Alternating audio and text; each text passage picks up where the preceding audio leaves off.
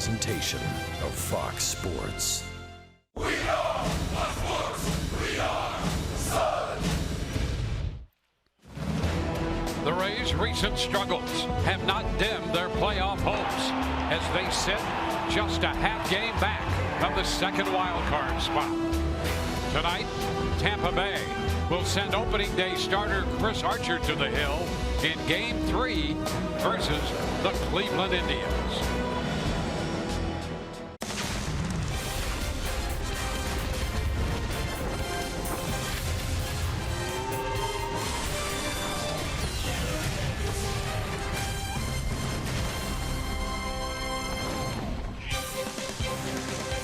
Tonight, the Rays continue their 9-game homestand, and they'll wear some retro uniforms. 2-5 on this stand, and the Rays taking on the Cleveland Indians. With last night's loss, the Rays are now a half game back of the second wild card spot. Hi again, everyone, and welcome to an evening of Rays baseball with Brian Anderson, Dwayne Stats. We'll hear from Alex Cordry in just a moment. Well, the Rays on this retro night would like to turn back the clock to before the All-Star game, when the offense was averaging, well, around 4 runs a game, 4.75. Since then, it's been in the low 3s, and they're going to ask Chris Archer to hold his Cleveland offense down tonight. Well, and for Chris Archer, he can give the Rays a jump in this series, give them a 2-1 lead going into tomorrow. He's going to get the opportunity to go up against the team that drafted him back in 2006. And he can overpower this lineup. We saw these guys, the way that the Indians attack the strike zone as hitters. That fastball can overpower him, the slider down and away. It'll be interesting to see with the good left-handed hitters in this lineup if Chris Archer starts to sprinkle in the changeup. But you see with those strikeout numbers, he's capable of taking a game over. That's what he'll try to do here tonight. So Archer, after his 9th win of the year for the Rays, Mike Clevenger will be on the hill to make his 15th start, 17th appearance overall, with a record of 5-4 for the Cleveland Indians. Evan Longoria will not be in the lineup starting play tonight. And when we come back, Alex will have an update on his injury from last night.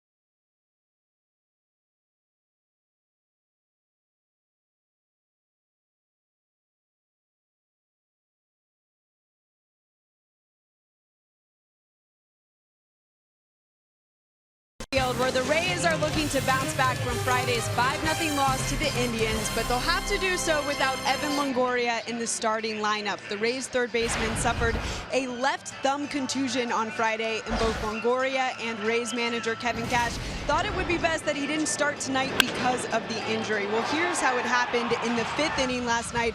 A ball was hit hard off Longoria's wrist and glove. He was able to get through the inning, but had to come out of the game. Fortunately for Longoria and the Rays, X-rays came back negative. He'll use today to rest the ailing left thumb, but he's available off the bench if needed. I think I could play, but probably the smart thing to do is just let it feel a little bit better. And I definitely think I'll be available to hit or play defense late in the game. But it's a tough call for me, but I'm just trying to make the smart decision so I can be 100% tomorrow. Trevor Plouffe takes over at the hot corner in Longoria's place, and both the Rays and Indians donning retro jerseys tonight. So as we're turning back the clock at the Trop here, the Rays are trying to stay alive in the playoff race. Saturday Night Baseball in St. Petersburg next on Fox Sports Sun.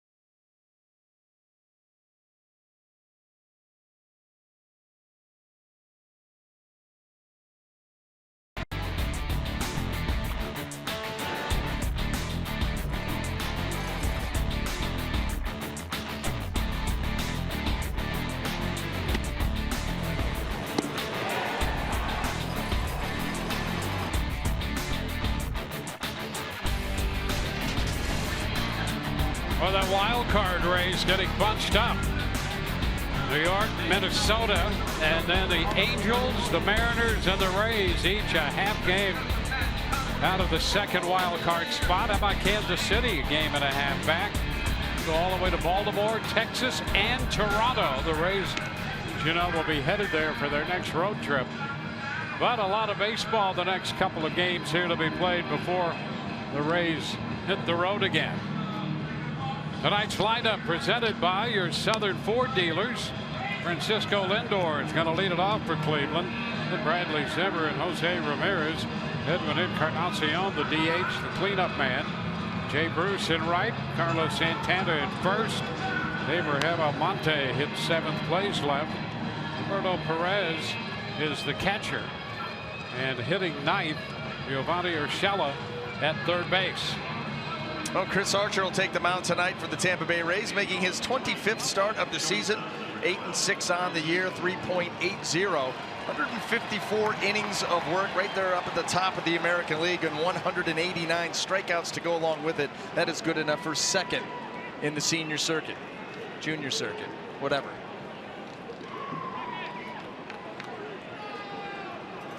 Tried to get tricky there, Dwayne, and it backfired early. Well, here's Lindor. Well, it's a turn back the clock day. Lindor in those retro alternative reds for the Cleveland Indians. Lindor takes the first pitch for a ball, 1-0. So, pop fly into shallow left. Dickerson under it, and he makes the catch. Well, let's quickly set the Rays defense for you, brought to you by our friends at Gold and Diamond Source. And in the outfield left to right, we've got Corey Dickerson, Malik Smith, and Steven Souza Jr. And across the infield third to first, Trevor Plouffe, Adeiny Echeverria, Brad Miller, and Lucas Duda, with Wilson Ramos behind the plate. Bradley Zimmer is going to be the hitter. Plouffe down at third, the only man on the left side of the infield with Zimmer up. And there's one that skips away from Ramos, that fastball. 1 ball, no strikes.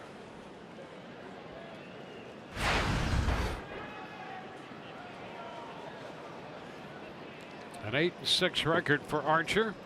He's had trouble against this Cleveland ball club in his career. 0-6 against them.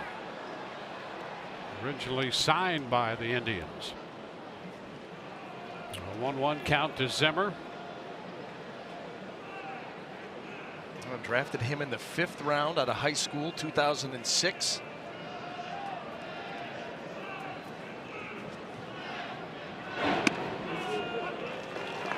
One and two. We just hope all the new faces, guys like Bradley Zimmer, Jay Bruce, Almonte, some of the younger guys, are Urshela, that Chris Archer limited work against them, and he can go out there and get the Rays back on the winning track. And when the offense is down and you're struggling in a part of your game, you look to your starting pitching to kind of set the tone, and they've done a great job of doing that. Offense hasn't come around yet. You hope this is the night.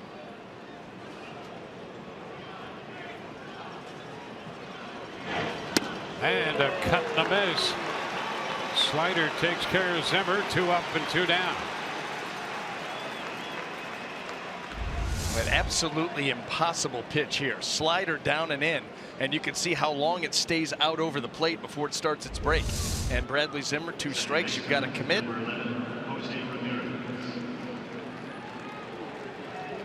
Now Jose Ramirez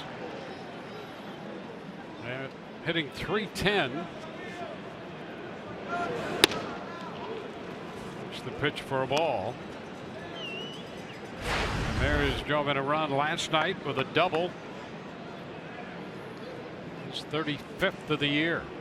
What a solid hitter he has been for the Cleveland Indians, fouling this one back 1-1. All-star, spent a lot of time at third with Kipnis out playing second base.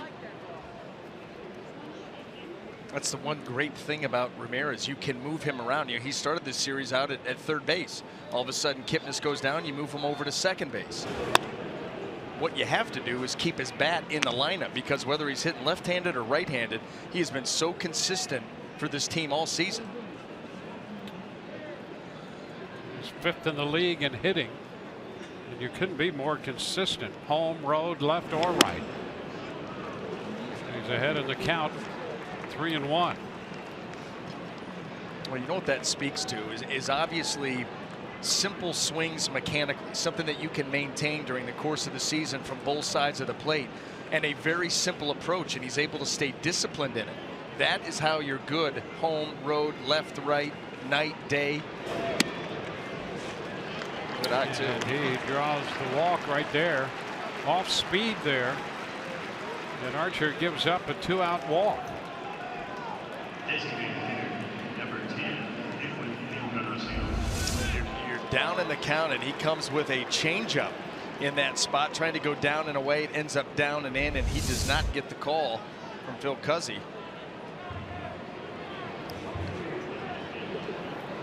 Edwin Encarnacion.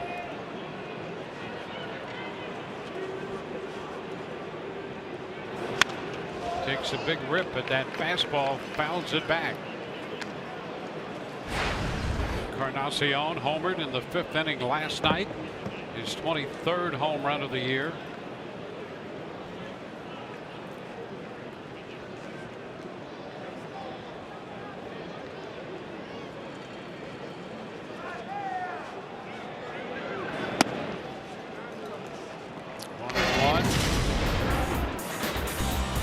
Fastball around last night. Now, a fastball that he could reach. It was away. It may have been even a little bit off the plate, but plate coverage when it's thigh high, Encarnacion can cover. That was a 2-strike pitch. He got it out to center field, and the floodgates would open from there. 2-1. That was an interesting and a very rough inning for the Rays. Physically for Evan Longoria, they put 5 runs on the board, and that was after Faria and Carlos Carrasco had matched each other through the first 4. They were perfect. Now 12 in a row retired by Faria before Encarnacion hit the home run to start that 5-run 5th. Foul back. 2-2. Carrasco went on. He retired the first 13 he faced, gave up a walk, and the Rays didn't pick up a hit until there were 2 men out in the 7th inning. Flirted with a no-hitter, as you know, here before, and continues to pitch superbly at Tropicana Field for the Cleveland Indians, Carlos Carrasco. Now 2-2 count on Encarnacion.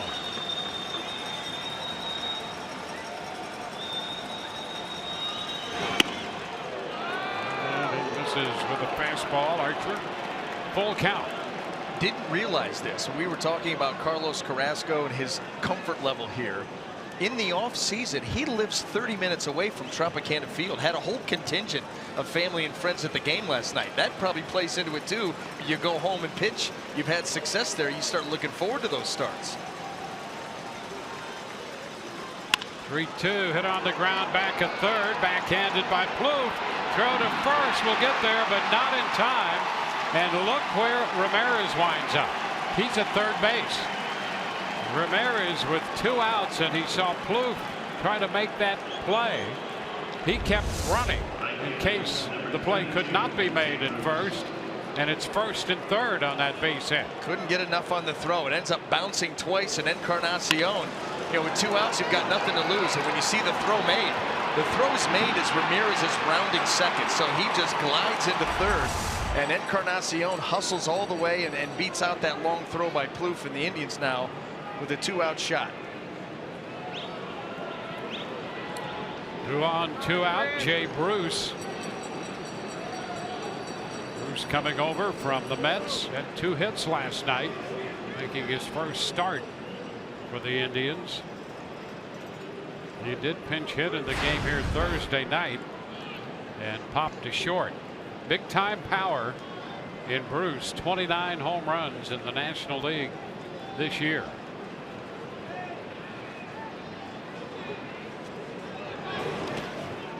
The pitch is down. So technically speaking, Bruce hit 29 home runs in the senior circuit.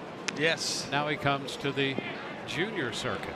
As soon as it flowed out, you're going to have to forgive my mistakes here tonight. Yeah, I watch these Indians uniforms, and it takes me back to when I was like 5 years old. I know you've been especially energetic tonight with their retro alternative red jerseys and pants. Well, when I played for Cleveland, I had a couple different stints with them.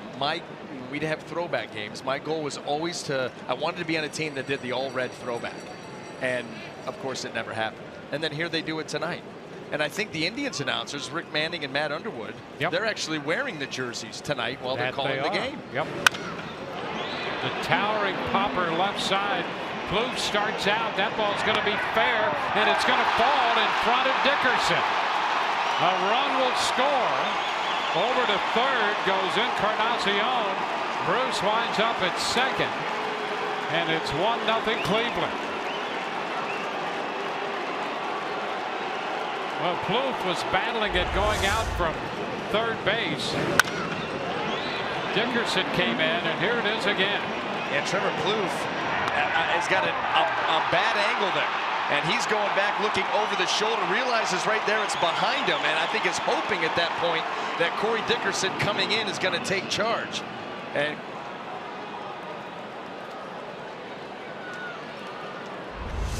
frustrated players. Well, you knew that when that ball went up in the air was trouble, because you could see the ball from our vantage point. You could see the ball. You could see Trevor Plouffe and where he was headed, and you're thinking that's not quite there. And it was a tough angle for him over the shoulder. And then Corey Dickerson, I think both of them were assuming or hoping that the other one was going to make the play. Yeah, Dickerson trying to get there from quite a distance away, and Plouffe had a terrible angle on that one, trying to get back from third base. Tough play for him. So a run is in, and now here's Santana, and a strike from Archer. So Bruce gets credit for a double. Encarnacion winds up at third. Ramirez, who reached on the 2-out walk, has scored.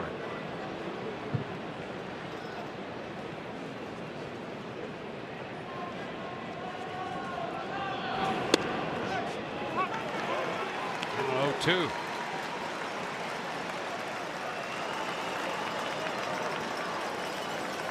Well, Archer in 6 starts is 0-6 against the Indians with an ERA of 6. Drafted in 06 by this team, and down 1-0 in the first inning tonight.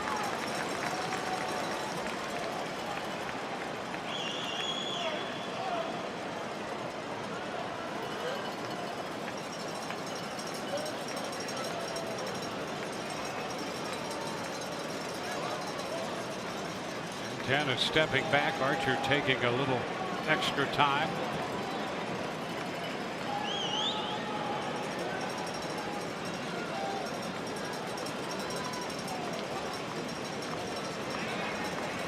I'm sure when that pop-up off the bat of Bruce left the bat, Archer thought he was out of the inning.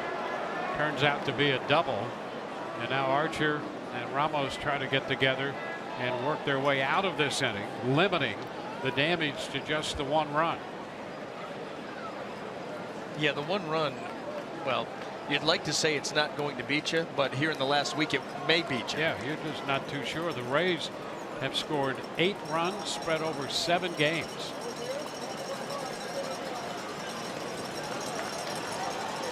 Two count to Santana. And he got him. He struck him out. So they do limit the damage to just the 1 run. Rays coming in to head down 1-0.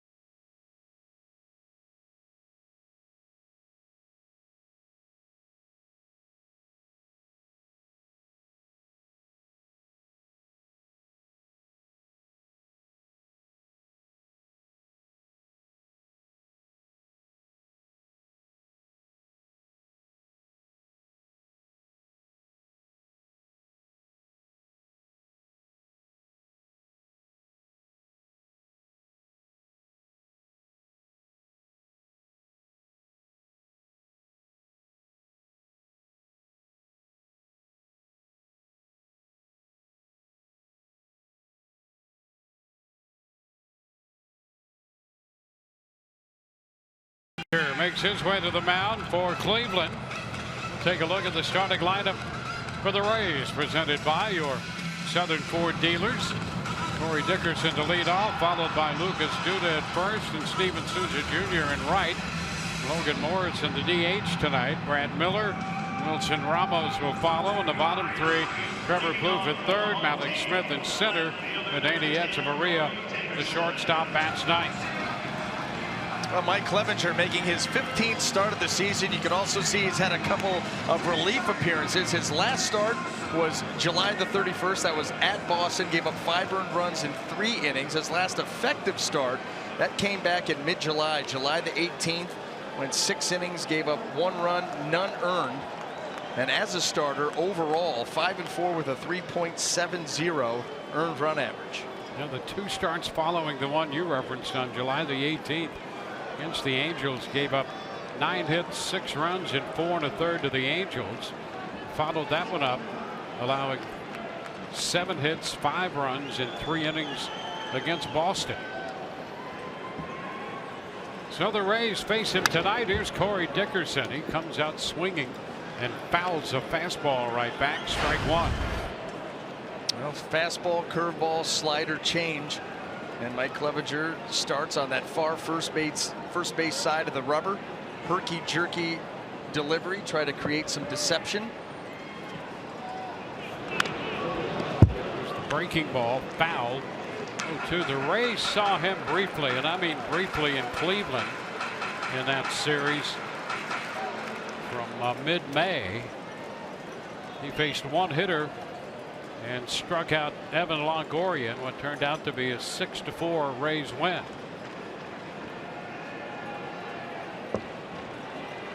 Two strikes the count to Dickerson. 1-2, and with that herky-jerky delivery, that's a lot of red to look at when you're hitting standing in the batter's box. And with that hair, it looks like he could have worn these uniforms back in the heyday. Young Dennis Eckersley. Pitch is foul out of play. 1-2. So these were mid-70s. These unis. I think they were 70, so much. 75 to 77. Yeah. My first remembrance of this uniform, or of the Indians, was this uniform. So that would have been 5 years old. Yeah. That's about right. It's about right. And a base hit. That's about right. Dickerson will make the turn. Bruce over from right toward right center in front of Zimmer to make the pickup. Dickerson's aboard. Let's take a look at Cleveland's defense, brought to you by Gold and Diamond Source. And in the outfield, left to right, we have Abraham Almonte, Bradley Zimmer, and Jay Bruce. Across the infield, third to first, Giovanni Urshela, Francisco Lindor, Jose Ramirez, and Carlos Santana, with Roberto Perez getting the call behind the plate. Lucas Duda. Hitting .256 since being acquired by the Rays from the Mets. A couple of good left-handed bats in this game, coming from the National League to the American League, and Jay Bruce and Lucas Duda.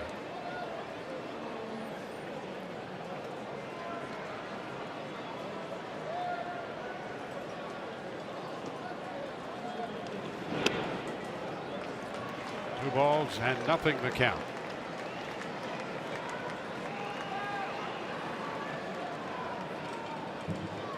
Steven Souza Jr. hitting third. He'll be next. Levin Juice started the year with their AAA Columbus team. Made 5 starts for the Clippers. Ground ball down to first. Out at first. Tag plays on at second. And out there. Lindor taking the throw from Santana. As Duda hits into what turns out to be a 3-6 double play. Boy, he turned on this and right into the breadbasket of Santana. And there it becomes just get the throw down. He's got to throw it over the top of Corey Dickerson. And then Francisco Lindor. So you've got the right-handed thrower. Got to go high.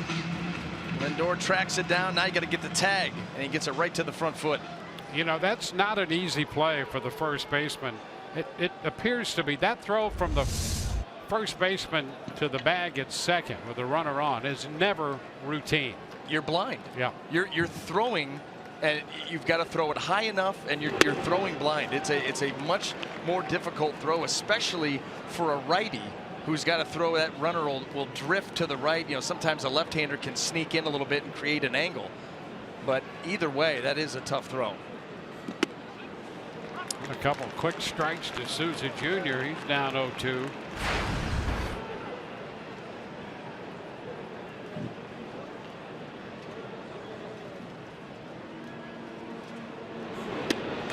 Souza Jr. out on 3 pitches. Rays are out in the first. No runs ahead. Double play. Nobody left. 1-0 Cleveland.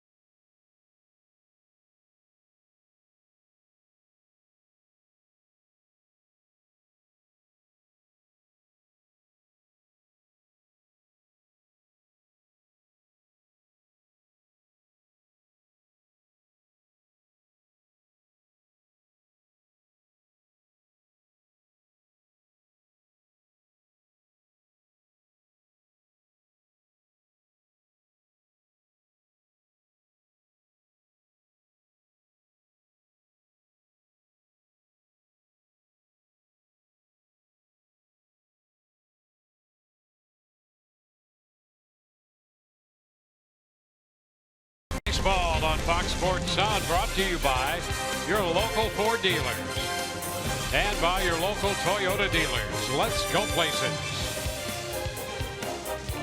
We go to the second inning. Abraham Almonte will open the inning. Then Perez and Urshela, bottom 3 in the order.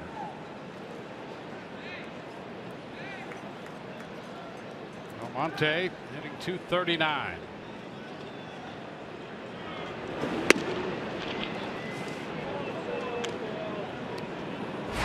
This ball for ball 1.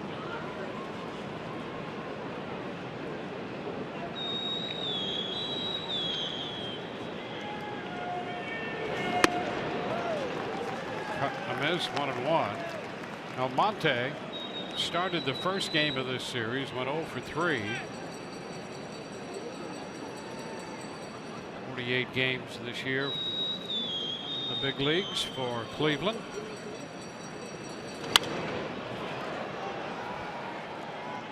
Fouls the fastball. He's another one of those guys, you know, with the Indians having all their issues with the outfield. Lonnie Chisenhall out, Michael Brantley out. He has popped around, played a little bit of right field, mostly right field, played a little center, a little bit of left. Out there in left field tonight, obviously with Jay Bruce coming over. Strike 3 call. Looking at a slider. And that's the 3rd strikeout. 192 on the year for Archer. Just got locked up. A great slider right there that he just keeps right out over the plate, drops it to the bottom part of the zone, and Abraham Almonte just cannot pull the trigger. Archer 3rd in the major leagues in strikeouts, 2nd in the American League. Perez misses the fastball. Catch up right there. Yeah, and you know, if Archer's going to be able to keep that ball up at the top of the zone, you saw the swing by Almonte, the one that he took, big uppercut swing, going to have a hard time, these hitters, getting up to that pitch. 0-2.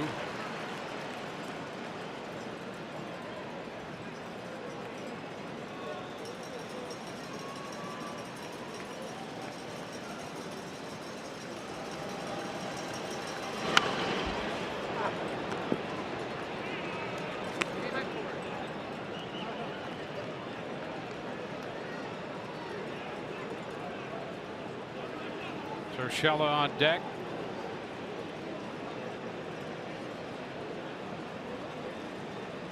"15 straight starts for Archer of at least 6 innings.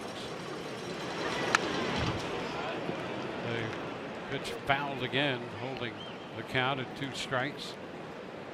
6 innings each of his last 3 times out against the Yankees, the Astros, and the Brewers.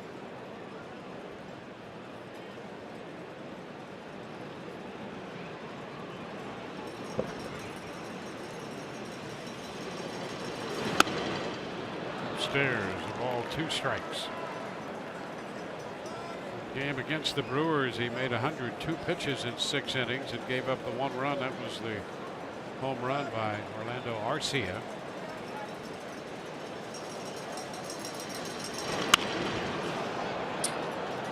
The pitch fouled away again.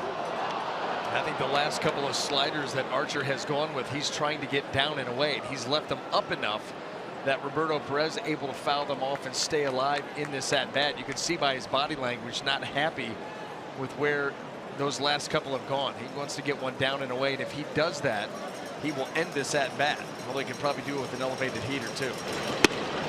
Well, he gets that one right by him at 98. Couldn't catch up with the first pitch and was late on that one. Well, you take it a little bit further away and off the plate. You got a guy up there protecting. He's swinging the bat. And so you take advantage of that by expanding just a little bit. And there was a little bit of angst on that pitch, and he did get it up and over the swing. Giovanni Urshela.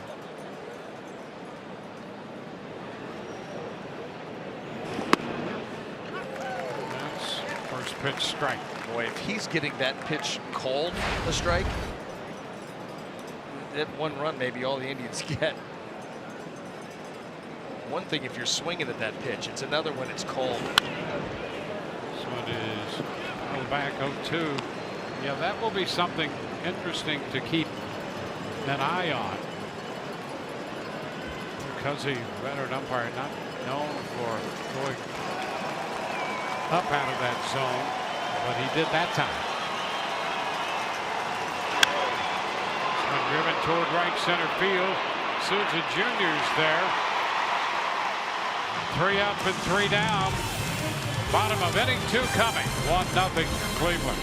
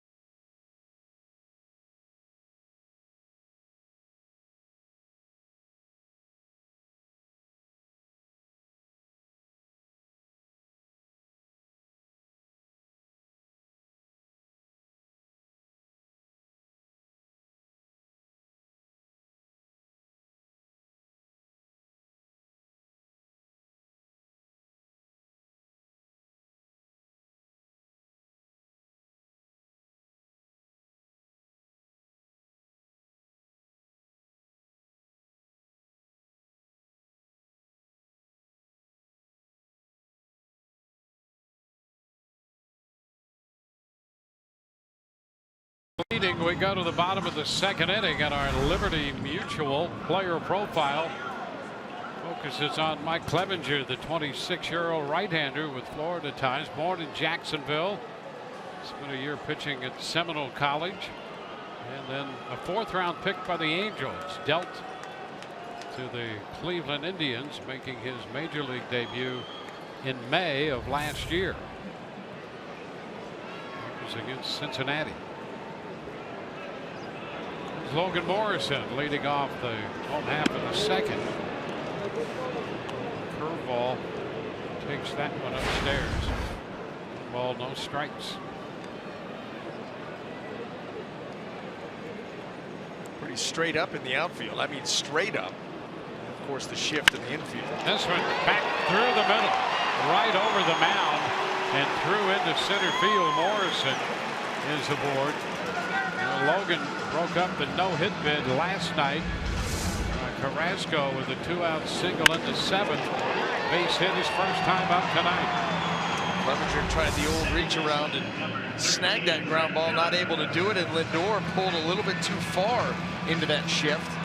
Lead off base runner. Brad Miller.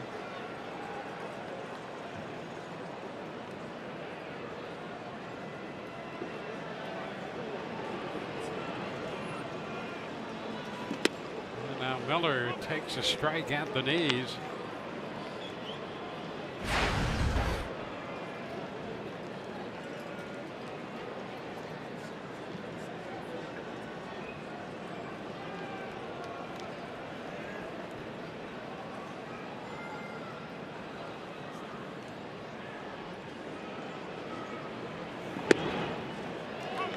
The strike on the outside corner. So it's an 0-2 count. That is the book on Phil Cuzzy, the plate umpire there. That was right on the corner and a good call. And if you can keep it in that vicinity and work the corners, he'll go with you on it a little bit. 1-2 now. Pitch down.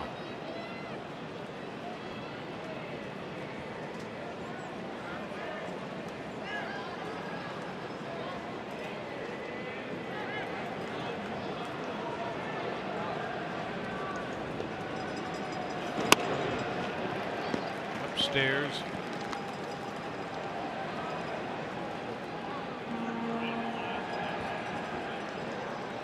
Clevenger not a huge ground ball guy. He'd certainly take one here. He's already had one double play in this ball game.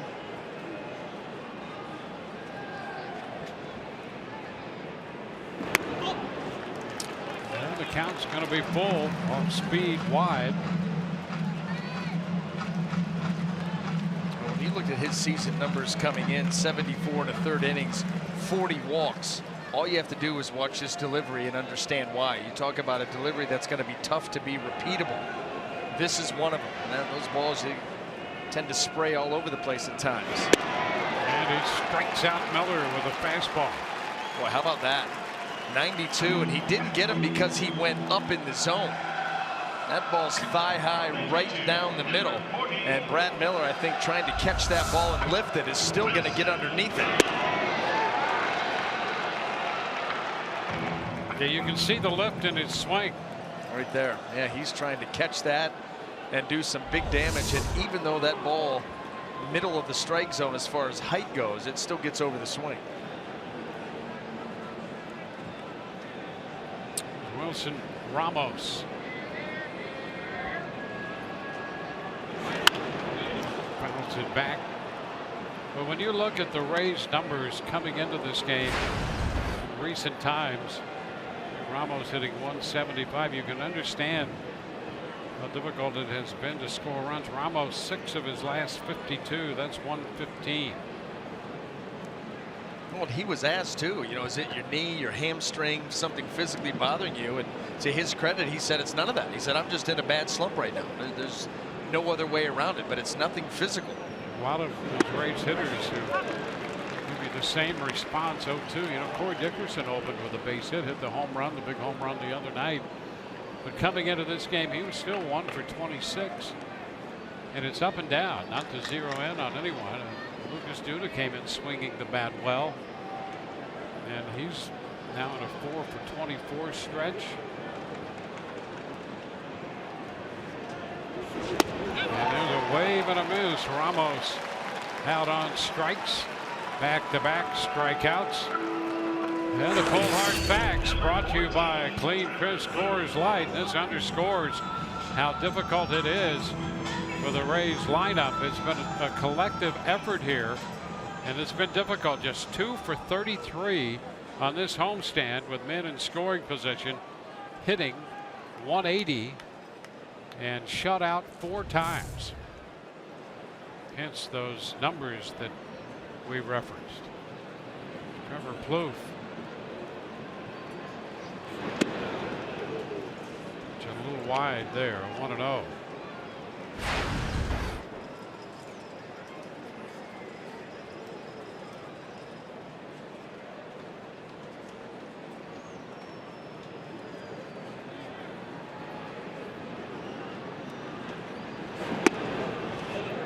It's a strike.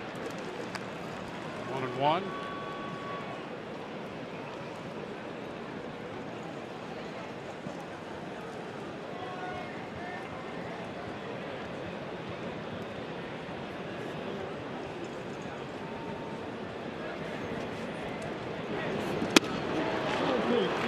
Cut and a miss.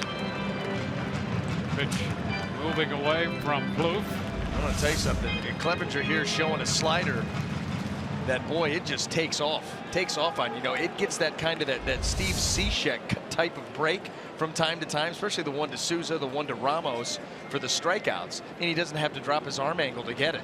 Nasty pitch. This is up for the fastball. 2-2. Yeah, you could see in that replay we had of Plouffe, that ball just moved right around the end of the bat. Just kept on moving.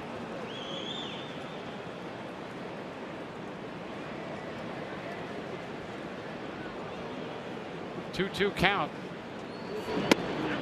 Now the count is full. That's your hope. That's your hope right there. Is that you can recognize it and you can take it and see it off the plate, because that's what Clevenger wants to do. He wants to start it on the plate, take it off the plate, and get you to chase. And so Trevor Plouffe goes after that pitch. You know, this inning's over. So that's a very good take there.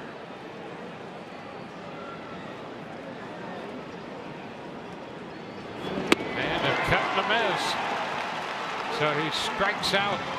Trevor Plouffe strikes out the side. Slider moving away after the base hit. 3 strikeouts. 1-0 Cleveland.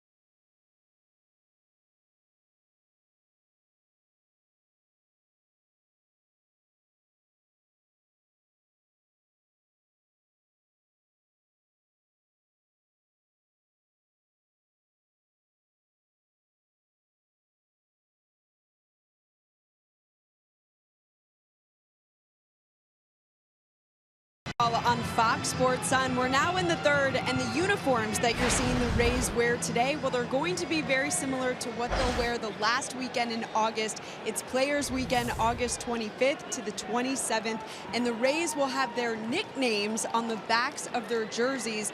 I'm a big fan of Tommy Tutal, as he told us on Late Night with the Rays. He got that nickname since he's 6'3", 250 pounds. He always needs 2 towels, but we're certainly looking forward to that. And Dwayne B.A., if you all had nicknames on the backs of your shirts, what would they be? Put us on the spot there. Oh, I've already got one. You got one? Yeah, I think that we're yeah. I'm gonna have one of those jerseys, Dwayne. I'm gonna wear it up here in the booth during an open at some point, and have the nickname on the back. And the nickname is Brewhead, B-R-E-W-H-E-A-D, and it was a nickname given to me by friends of my parents that lived up in Wisconsin. Yep. And I was one of those kids who had all straight blonde hair. Yeah. Ooh, there's a base hit. I don't know, 2 pitch to Lindor. Back beyond the bullpen mound. He's going to go for 2 and will stop there. A stand-up double for Francisco Lindor to open the third. But what a job of going down in the zone and getting an off-speed delivery and keeping your hands back enough. Watch him. The body starts to go. The hands stay back. He lengthens the swing and is able to yank that ball up the line. This is why this kid is one of the elite players in the game. Game attempt there by Duda over there at first base, but Lindor gets it by him, and the Indians off running here. 33rd double for Lindor. And now here's Bradley Zimmer. Zimmer striking out on a slider his first time. Now he bunts, pops it up, foul ball, and that's going to be out of play, or out of reach anyway. And one hops into the dugout. So anyway, just tying up the story. Yep. So you go back to Wisconsin, they're known for adult beverages and cheese. So you get the little kid, all blonde hair. Yep. And they're from Wisconsin, and they nickname you and they call you Brewhead, the head of I gotcha. Yeah. You know, yeah, a beer. I think that's probably where it came from. That still holds true today. Well, that hair has gotten darker as we've moved up the food chain, if you will. Strike the count here on Zimmer. This one is down. 1 ball and 1 strike. So that was So that's what I grew up. You got that taken care of. That was, you know, my dad. That's what he called me. And never knew why, and just put that story together in thinking about this, you know, this planned Players Weekend. And so that's what I would go with, Brewhead. Gotcha. Swing and a miss. Zimmer's down at the count 1-2. Is that the only nickname you've ever had? To go on the back of a jersey, yes.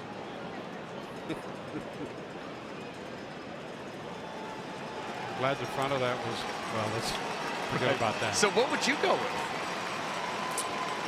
The only nickname, there's nothing too interesting about it. So the only nickname I've ever had as a kid, my parents used to call me Buck. I don't know why.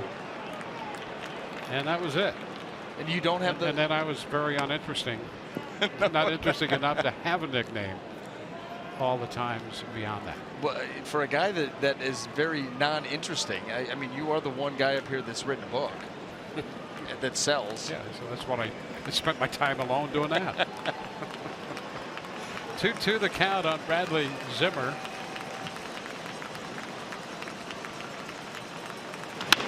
Ground ball right side. Duda will make that play. Unassisted look out. Zimmer hustling down the line. And Lindor goes to third. We talked about it the other night. Bradley Zimmer, a big guy. You don't think of a guy that tall that can run like he does. He runs like a scat back. And as we mentioned, 13 out of 14 in stolen bases. And look at him get down the line. I mean, he can go.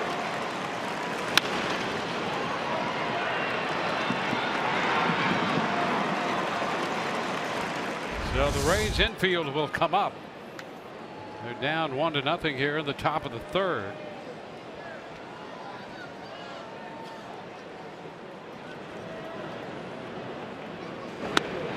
He's upstairs, 1-0.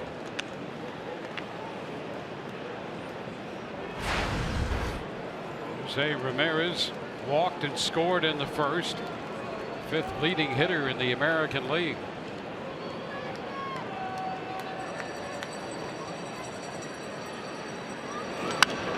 It's popped up foul. Out of play. 1-1.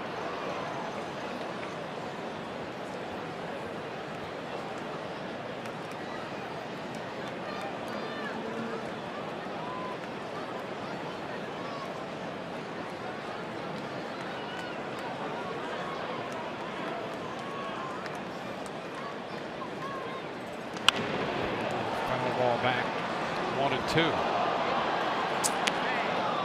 You know, when it comes to nicknames, I had one nickname that one person called me in the entire world. Okay. Remember Dave Bristol, manager, coach, longtime baseball guy, great guy. And there was a guy who played in the big leagues. His name was Arnold Stats. They called him Jigger. His last name was spelled differently, but he would call me Jigger because of that. And this guy, Arnold Stats, Jigger Stats, played in the big leagues with the Brooklyn Dodgers and the Cubs, played in the Pacific Coast League for like 20 years when players would spend almost their entire careers in the Pacific Coast League or some minor leagues because they could make as much money playing there as they could in the big leagues back then. I mean, we're talking 20s and 30s. Swing and a miss. Ramirez out on strikes. And I'm just guessing that he was thirsty once in a while. Hence the nickname. I like it. Yeah. I like that nickname. Number 10, Jigger Stats. Yeah. He's from Waukegan, Illinois. This guy. The original Stats? Yeah. Jigger. Arnold. Same part of the country. Edwin Encarnacion. Which is a strike on the outside corner. But it took an older line baseball guy, as Dave Bristol was, who was acquainted with that. The only guy I ever knew who even knew who he was. Big cut and a miss. 0-2.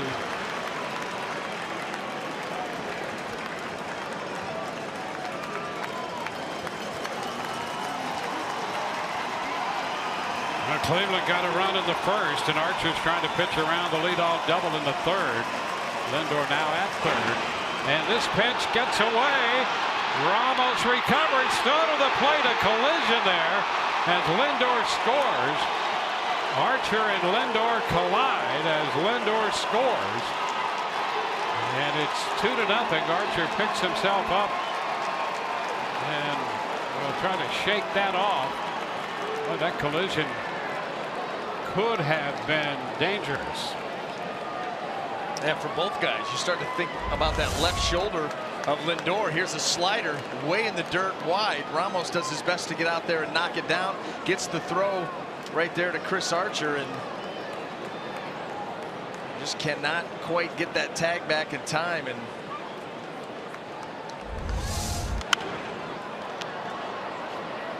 now pitch fouled away, so the wild pitch on the slider in the dirt, and here's Lindor scoring.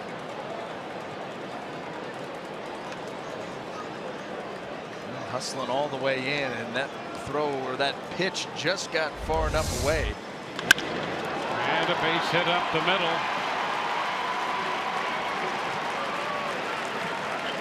Encarnacion is aboard.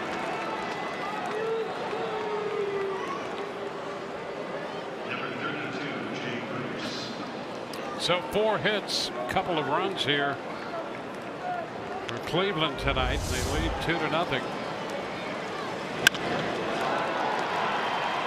That ball smoked back up the middle by Encarnacion. Keep this inning going.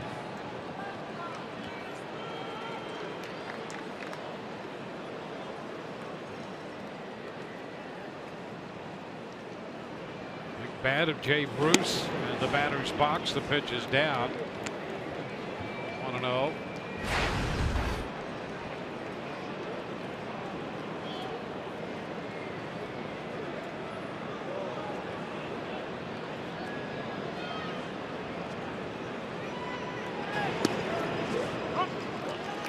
2-1.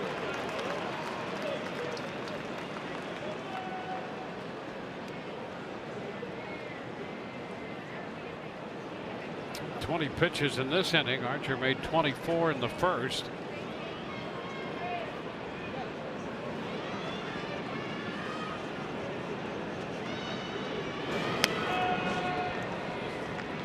Two and one.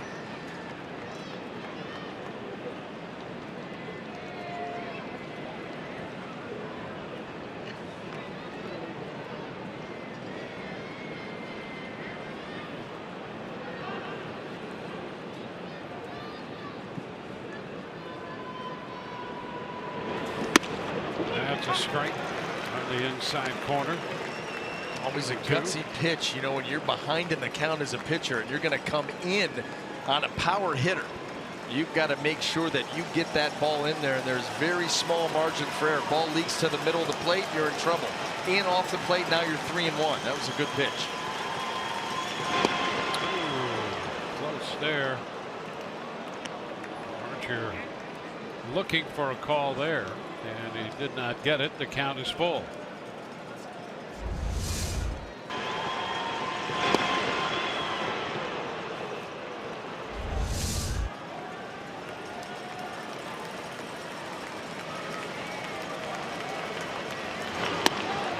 Cut and a miss. He strikes him out.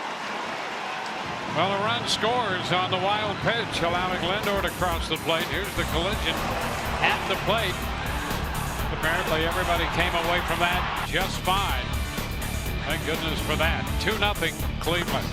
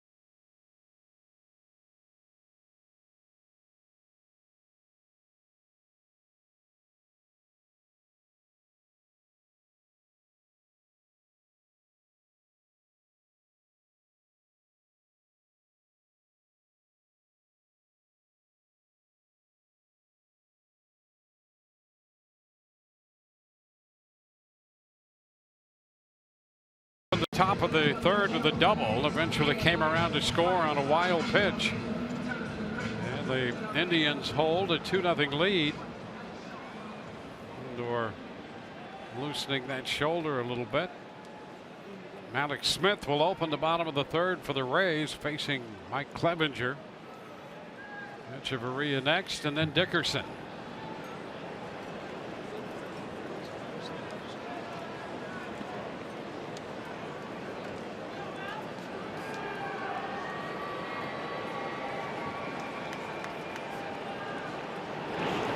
Smith. Pitch is upstairs.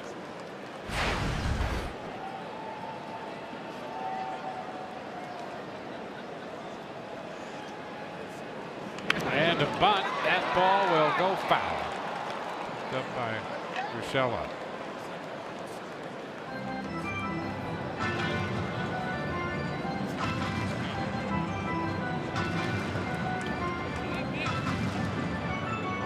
Back to the plate comes Mallex Smith.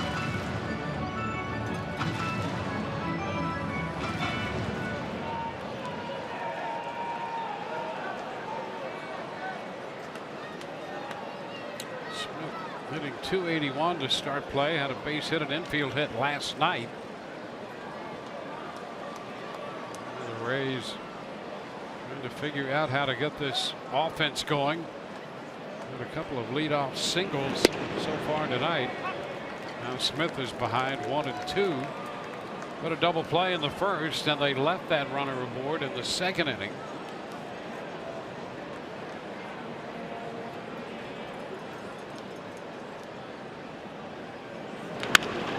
Into center field. That will hang up there for Zimmer.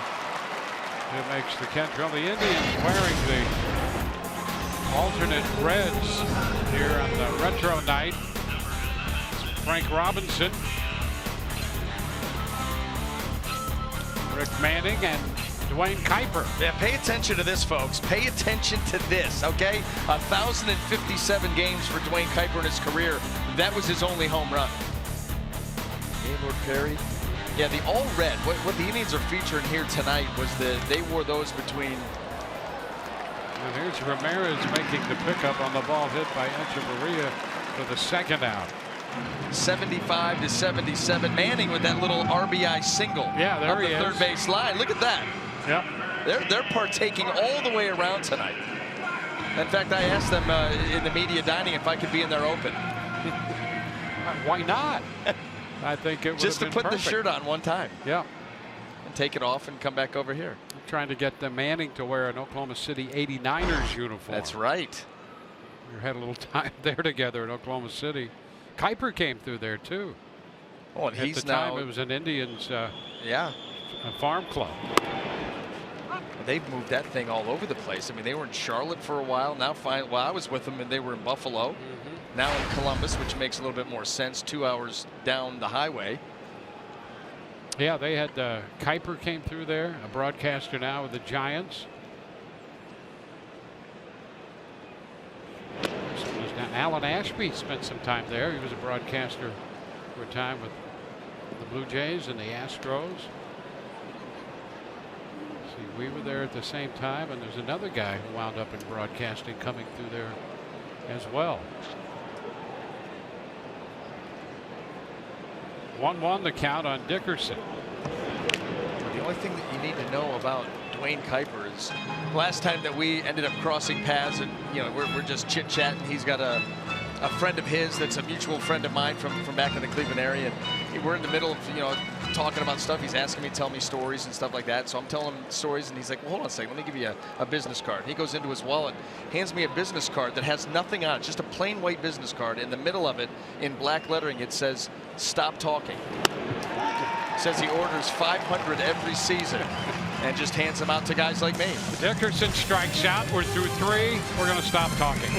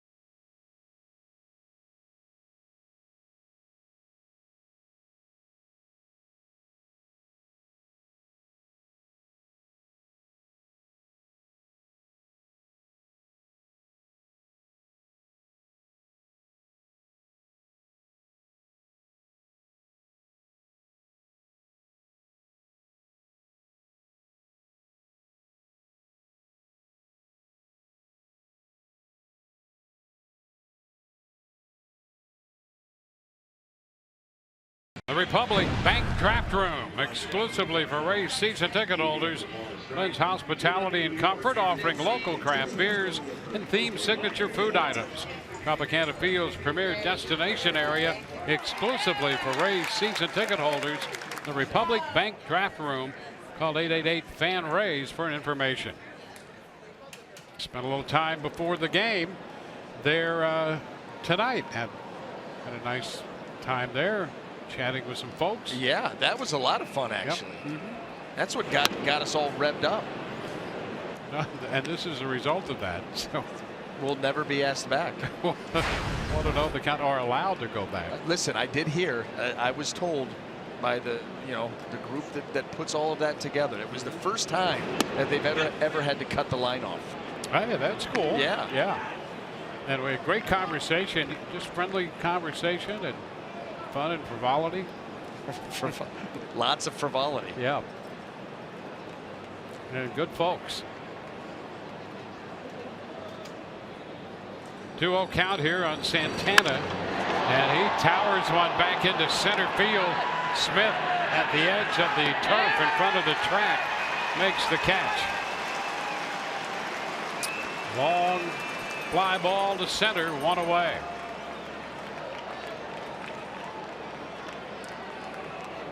And now Almonte.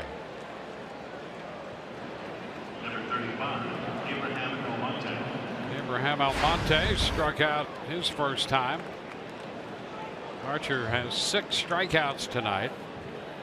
Touch for a run in the first, another one in the 3rd inning.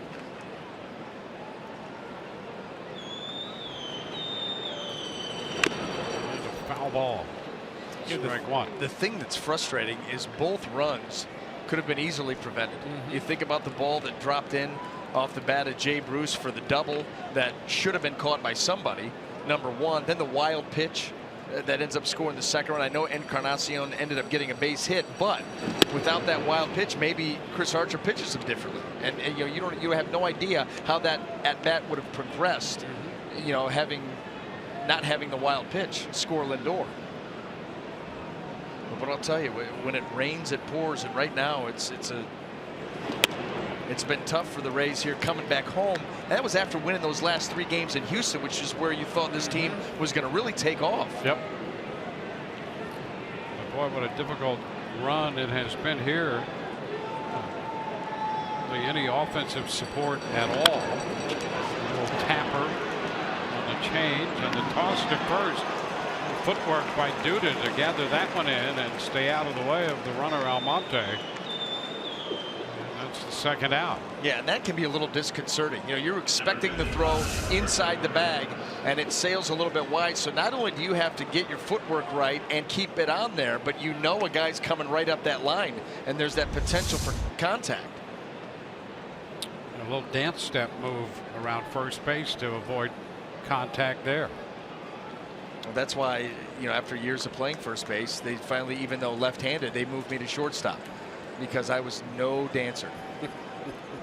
Not a good dancer. Really? No, I'm telling you, Dwayne, I'm not even trying to be remotely funny. Awful. Perez, a strike. Really? Yeah. A lot of energy, though. High energy dancer. Elaine from Seinfeld. Elaine from Seinfeld. Yeah, there's a lot of energy in that dance, too. 0-2 count here.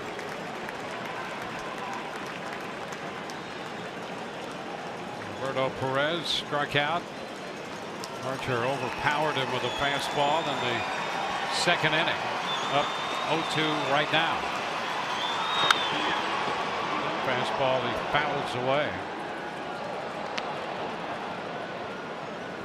2 runs, 4 hits for Cleveland. No runs, 2 hits for the Rays. We're in the top of the 4th. The Rays got to get this final out and figure out how to get their offense on track.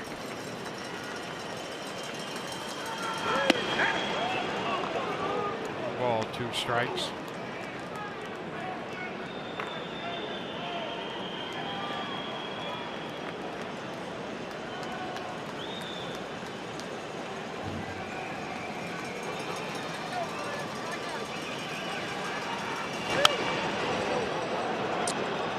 One and two.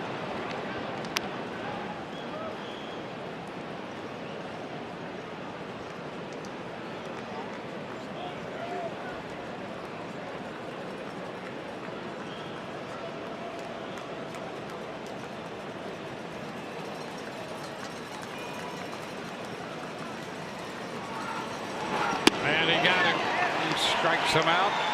Second time. Slider this time. We go to the Rays half of the fourth. Lucas Duda will lead it off. Souza Jr. and Morrison to follow. 2-0 Cleveland.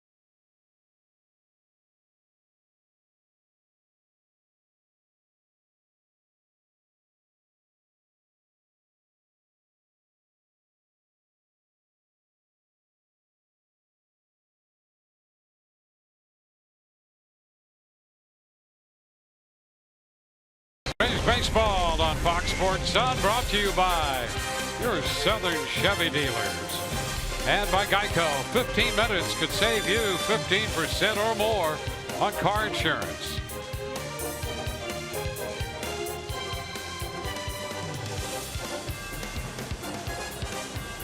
Latest in headwear.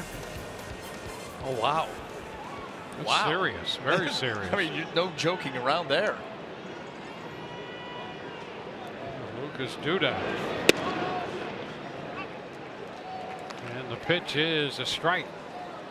Yeah, we need, if you'll excuse the expression, a little heads up when shots like that are coming around. Yeah, because you the first thought is like you know, what's the thought process there?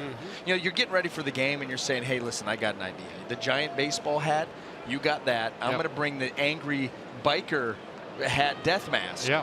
And that's what we're going to go with to the game. Like, yeah, I like it. I like their spirit. Trying to get the Rays out of this little stretch here of very few runs. You know what? Maybe that's it, because there are certain games that all break out the skull and crossbone cufflinks, and maybe that's his version of the skull and crossbone cufflinks. Yep. The baseball hat for making it relevant. Right back to the mound. Clevenger throws out Duda. One away in the bottom of the fourth. They had no idea that they just laid down on the couch and were diagnosed by us. None. Glad they were here, though. Well, listen, the fans, the struggles that this team's going through offensively, those guys down in the clubhouse, you can't even imagine what they're going through mentally, you know, trying to break out of this, trying not to do too much, because typically when you do that, that's just only going to exacerbate the situation. But the fans feel it too. Yep. You know, we feel it upstairs. Everybody associated with this team. And sometimes it's tougher when it's out of your control, when you have no say in how things go, and you're trying anything you can. Yeah, that's why you break out the baseball hat. Yeah, and the death mask. Yeah. Bury the issues that the Rays are having offensively.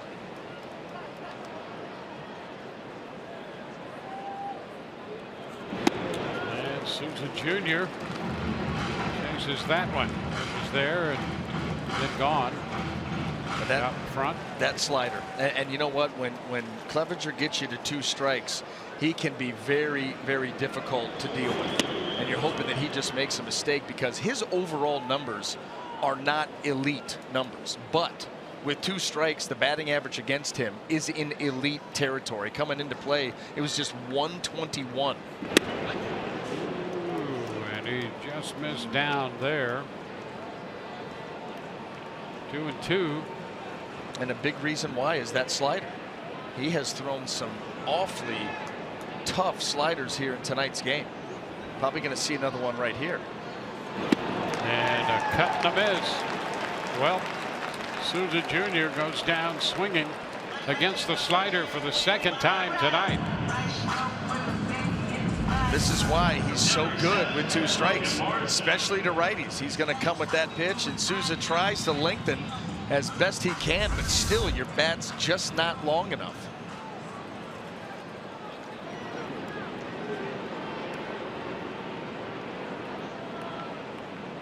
Logan Morrison.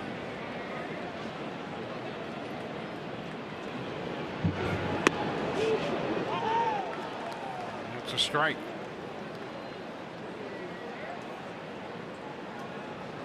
Well, coming into this game in his last 3 outings, Clevenger, they've been spread out. They've given up 13 earned runs in 8 1/3 innings. And tonight, he gave up leadoff single to Dickerson, double play ball, leadoff single to Morrison, then struck out the side. A 1-2-3 third, and the first 2 men in the 4th, up and down. 2 strikes the count to Logan Morrison.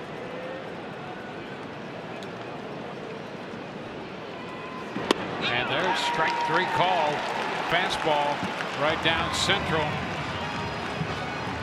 7 strikeouts for Clevenger. We go to the 5th inning with the score 2-0 Cleveland.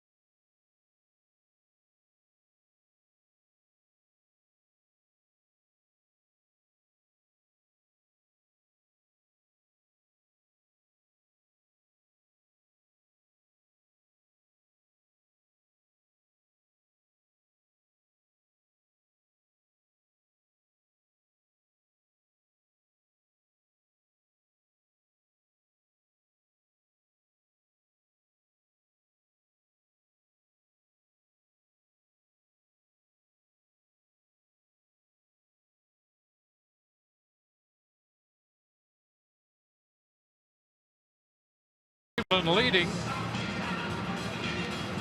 Headed into the 5th inning with Chris Archer going back to the mound. If Rays pitchers strike out 10 hitters during a home game, visit CaneStrikeout.com. Pick up a printed home voucher to take to any Cane's furniture store within 7 days and receive a coupon for a free Whopper sandwich combo meal from Burger King.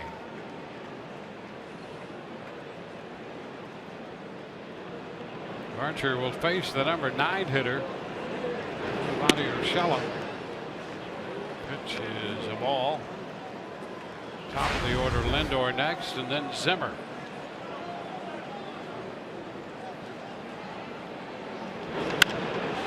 Skied up the right side, out of play. 1-1.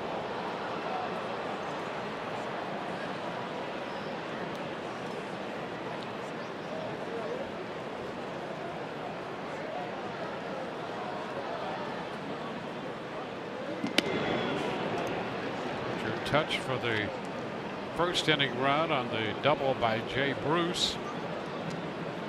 And with Bruce at the plate in the third, a wild pitch allowed another run to score.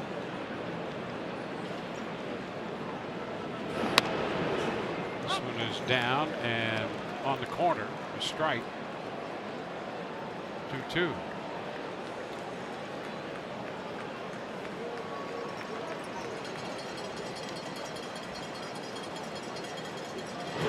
Look out, right back off Archer. Ball ricochets toward the third base line, and that's a base hit. Archer takes that shot, a line drive hit by Urshela, and takes a little time to gather himself. Nice job by Urshela. That was a tough pitch down and away, and he's able to reach out there and hit that ball hard enough. Chris Archer couldn't make a play on it. Did that hit his glove? Let's take another look here. We got him, got the glove. It did, absolutely, right off the glove. Gets that glove out, and actually was just almost using that to protect himself rather than catch the baseball. Get that glove out there and try to keep it away from you. And yeah, thank goodness it hit the glove. It's a scary moment anytime, as we know, a line drive hit back toward the mound like that. Lindor takes a pitch down.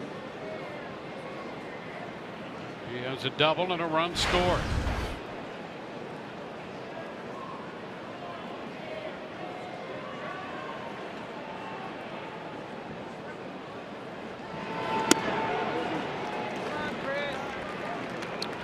Nothing.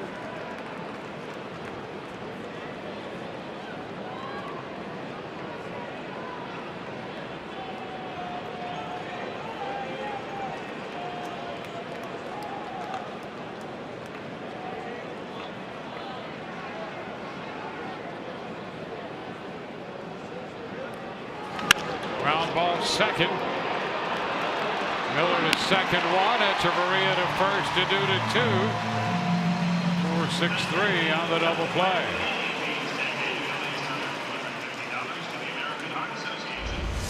Just what the doctor ordered. A couple hopper right there to Brad Miller. Little option pitch to Echeverria and right over to Duda, and plenty of time to get Lindor. And that's a nice way to tie that one up. Base is empty now with 2 outs, with Bradley Zimmer about to step in.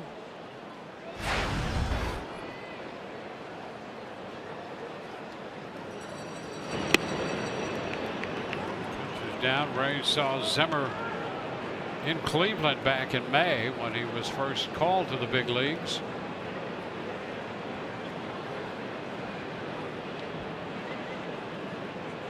The top prospect for the Indians came into this game hitting .261, fouling away a fastball here. It's 1-1. Struck out, grounded out to first tonight. 6 feet 5 inches tall. Still learning the outfield and the nuances of the position here at the highest level.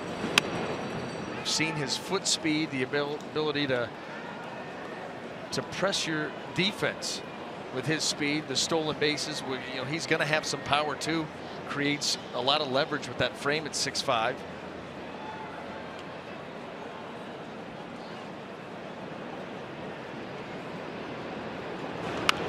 Swing and a foul ball right back into the screen.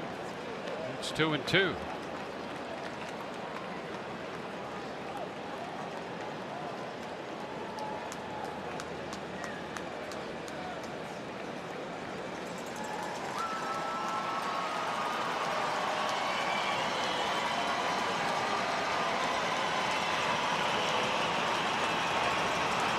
He got him. He strikes him out. We're headed into the bottom half of inning 5. It's 2-0 Cleveland, with the Rays sending Miller, Ramos, and Plouffe to the plate in the bottom of the 5th coming.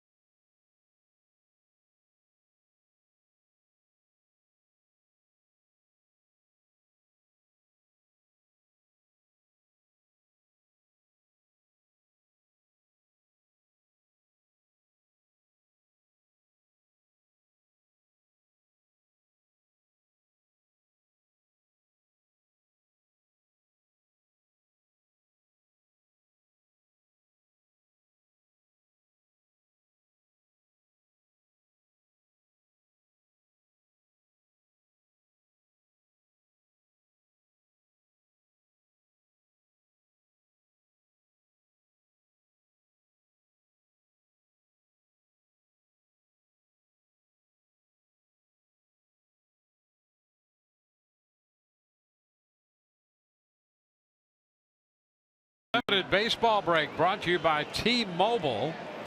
And how about this? The Minnesota Twins have put together a 6-game winning streak, 7 runs a game, and they've moved into second place in the American League wild card race. And the Cardinals with a 7-game streak, averaging almost 9 runs a game, and they've come back to life.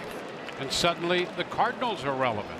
They've come from nowhere, those two teams. And Minnesota, it looked like they were waving the white flag at the trade deadline. Yep. They traded their closer. They traded almost everybody. Yeah. I guess that didn't resonate so well down in the clubhouse. Those guys have turned it on. There's a hot shot, base hit for Miller. Into right, that's going to carry all the way to the wall. Brad's on his way to second with a stand-up double.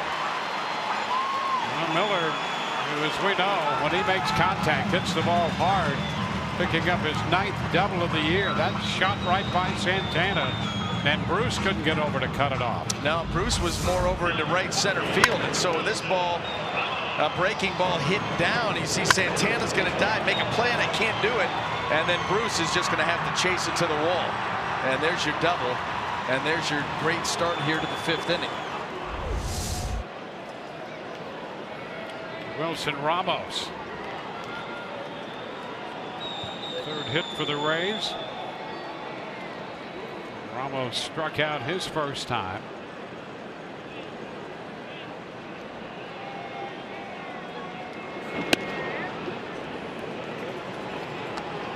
Ball, no strikes. If you get a team going through a stretch offensively as the Rays are now, it gets to the point where it seems, well, you're going to have to go through it. There's so many at-bats you're going to have where it's going to be frustrating. You just have to see your way through that, because there are hits. There are hits out there in the future somewhere. Yeah, well, yeah. Hopefully that future starts now. It's strange to see a team that we've been so used to seeing them, not score at will, but offense was never an issue. You never even thought about that being an issue, and it seems like all the bats have gone quiet at the same time, which is strange to see. The 4 shutouts in the last, 7 games. Yep. You don't see that with anybody hardly. Fly ball into left. Now Monte will come in and wait, makes the catch, and that's the first out. Yeah, you see the Rays struggled here, and then you see with the Twins and the Cardinals what some offense can do.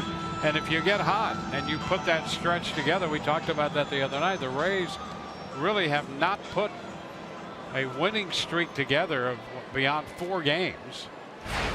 And the teams that have made a little move in the wild card race, the potential playoff appearance.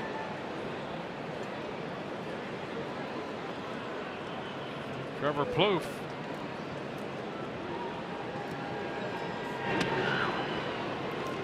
Just too low, of all no strikes.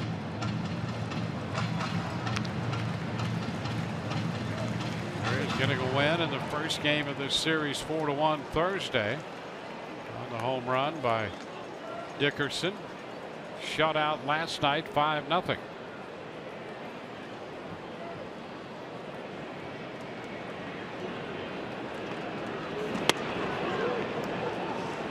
It's 2-0.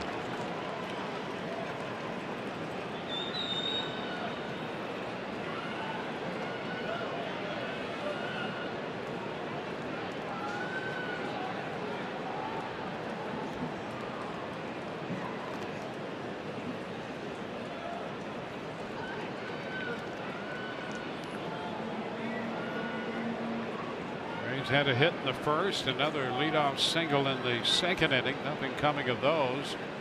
Leadoff double by Miller in the 5th. He's there with 1 out. Plouffe ahead in the count. He takes a strike on the outside corner. It's 2-1.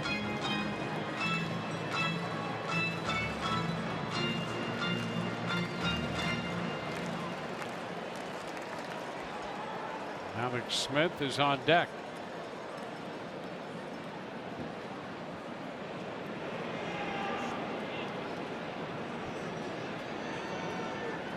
Here goes the runner. The pitch is a ball thrown down, and Miller is out at third. Rays lose that base runner. Trying to force the issue. Perez guns down Miller. Yeah, that's the byproduct. When you're struggling, you try to start to create things. And Roberto Perez up and out. You know, here's the thing, too. With Clevenger on the mound, opposing base stealers now just 2 of 10 in the stolen base category. He has done a nice job of controlling the running game. And Brad Miller did not have the biggest lead off of second base. And the throw from Perez gets there just in the nick of time. That's deflating. Well, and by most standards, the Indians have been stingy giving up stolen bases. Oh, yeah. Now there's a walk to Plouffe. First walk, and the Rays put a man at first with 2 outs. Malik Smith.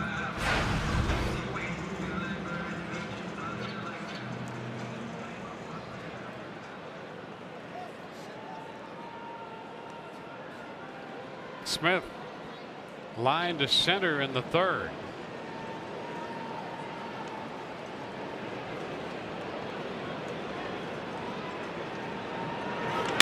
And a line drive in and out of the glove of Urshela. It'll be picked up by Lindor, and no place for him to go with it. Plouffe moves to second, and Smith is aboard. Urshela got his glove on it, but it popped right away. Yeah, just shot in and out. He's playing tight because of the possibility of the bunt. And that line drive the other way, it's hit to the glove side. But he's just not able to corral it. And that ball deflects in a manner there was no play to be made. And now the Rays do give themselves a 2-out opportunity here. Well, it goes as a base hit for Smith. Danny Echeverria.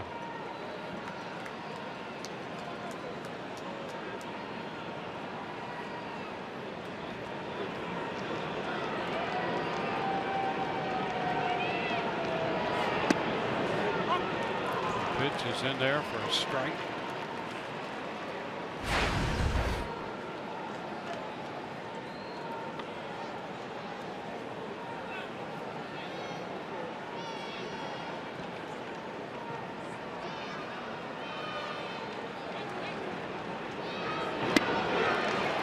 Two ran away from Echeverria. Got the first pitch called and then starts to expand from there. And this is where you've really got to knuckle down if you're Echeverria. 0-2 in the count. The slider from Clevenger has been very, very good tonight. He'd like to probably put you away with that. See if he goes to it once again or tries to get him off it with a heater. He goes right out there again, wide. That's expanding just a little bit too far. Yeah, he started expanding.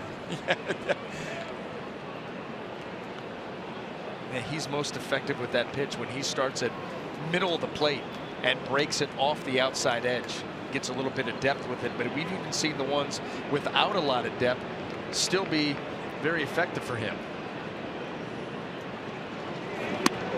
Stairs. Yeah, well, there's your fastball. There's your change of pace. Now here comes that slider down and away. Can he execute it? And can Echeverria stay off of it if it's off the plate? And if it's on the plate, maybe shoot that ball up the middle the other way.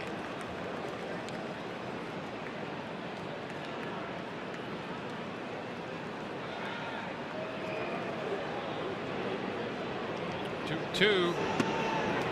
And a good take there. Yeah, well, full count. You had to know it was coming. That's been his go-to, and especially after that fastball up. A lot of guys have that thought process too. In a 2-2 count, whatever I go with 2-2, that's what I'm going to go with 3-2. I'm going to give myself 2 chances with that same pitch, and that's what you got to believe that Clevenger's going to do here too. So he's loaded up away there.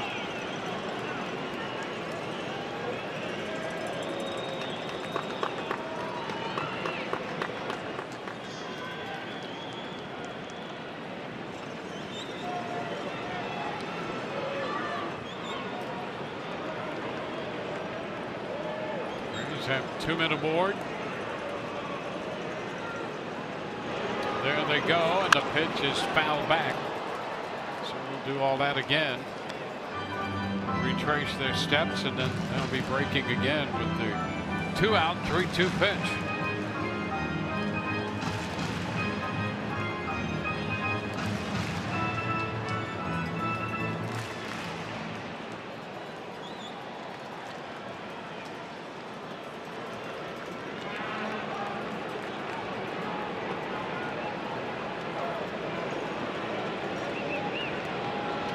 There they go, and a pitch is fouled into the screen once again.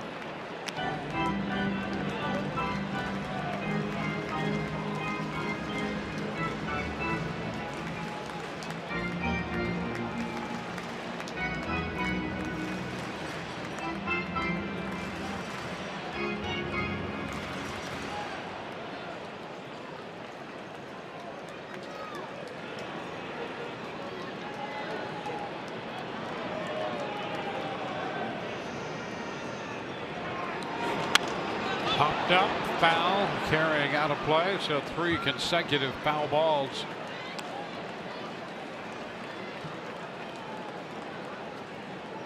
Making him work here a little bit in the 5th inning, 20 pitches. And cruising up to this point. And a good battle going on right here, and with those runners moving, my goodness, I mean, you could dribble one through and you may have a chance of scoring Malik Smith. He's getting such a head of steam, nobody holding him on.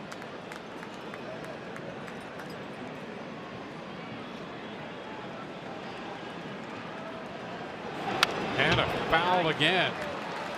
Boy, that's wearing the base runners out too. Yeah, that's exactly right. Trevor Plouffe hustling back to second base in a show of defiance. All these head starts that he's gotten, but that swing right there by Echeverria, the most aggressive of the AB, he's starting to hone in on that outer part of the plate, because that's where Clevenger is going to try and get him out. He's got him into swing mode now. The key for him, if he comes slider here, is not to chase. Easier said than done.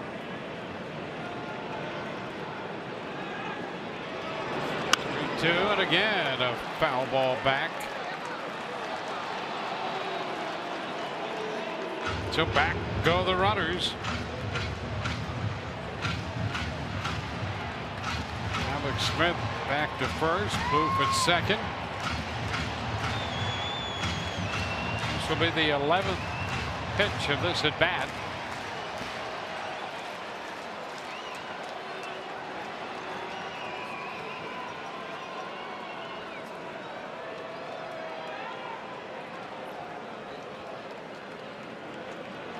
Three-two pitch. Again. It's popped up. Foul ball, but playable. Santana makes the catch, and the Rays lead 2. On to the 6th. 2-0 Cleveland.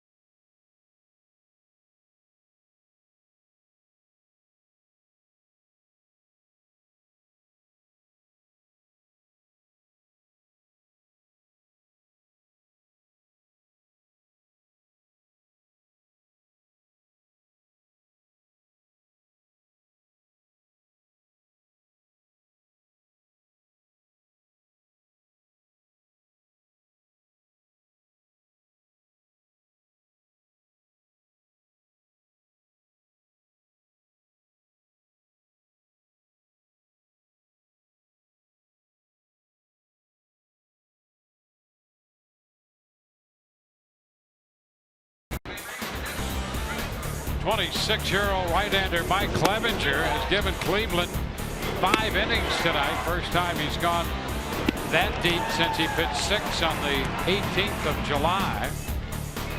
Striking out 7 so far.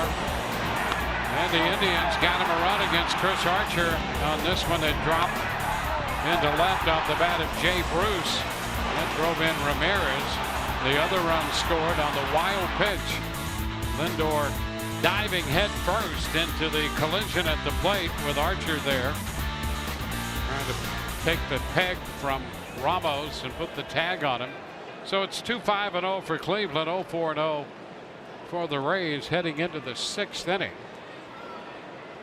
Archer's made 88 pitches through 5, and he faces Jose Ramirez leading off the 6th. Pitch is a strike. Archer still looking for his first win against the organization that signed him originally and then sent him to the Cubs organization and eventually on to the Rays. 1-1. Archer is 0-6 in his first 6 starts against the Indians.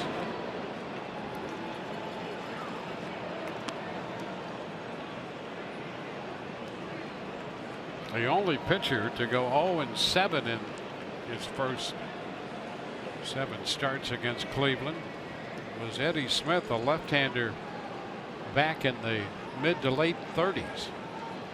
It's for the Philadelphia Athletics.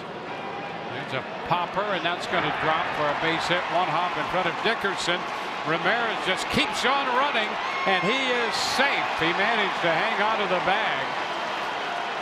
Ramirez determined from the get-go to get 2 bases out of that, and it's a leadoff double. You know, that's the other part of Ramirez's game that you love about him. I mean, an accomplished hitter from both sides of the plate, but the hustle here as he slices that ball up the line. Dickerson gets to it, and he forces an off-balance throw out there and then slides to the backside of the bag. Left hand stays strong on the bag despite the tag.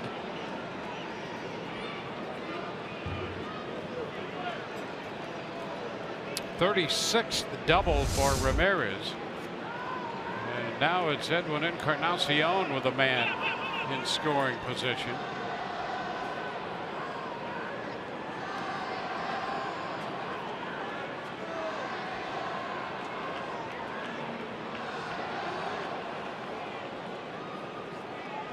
Encarnacion 2 for 2 tonight.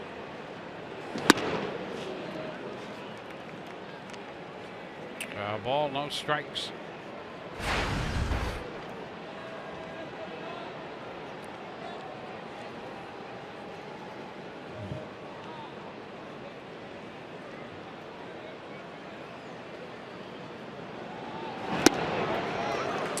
One. Our Toyota inside look. You can see since 2012. You'd ask yourself, who's hit the most home runs? You might think Chris Davis or Nelson Cruz or Stanton or Trout. It's this guy, Edwin Encarnacion. Now, the last 5 seasons, he's hit anywhere between 34 and 42. Just consistent in that range, year in and year out.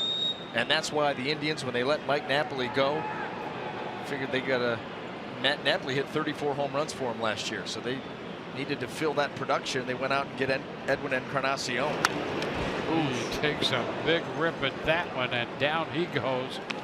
That was a cut and a half, and he fouled it. Well, he got a hanger in the middle of the plate.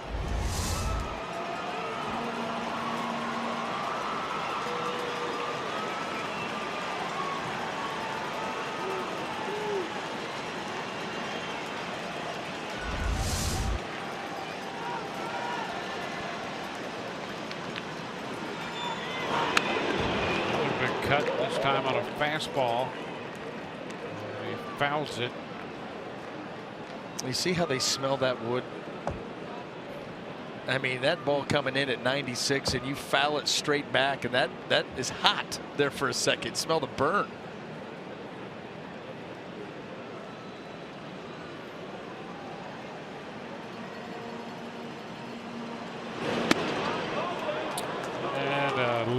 bit wide right there. Full count. Sergio Romo starting to loosen in the bullpen.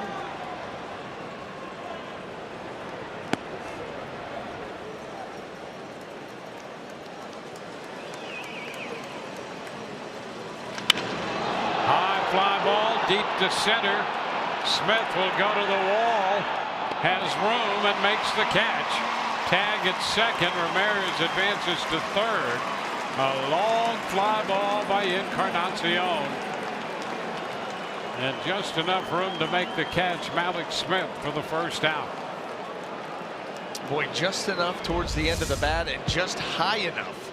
Boy, that was middle down. Can be a troublesome area, but you can see Malik Smith has a beat on it all the way out, but Encarnacion did get it deep enough to get Ramirez over to third base here with one out.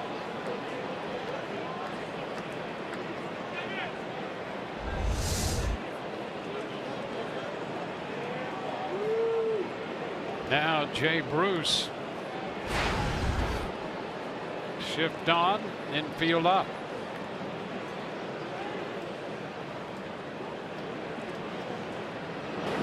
Strike one. Bruce doubled in a run when he dropped the popper into short left down the line. Out of the reach of Plouffe and Dickerson.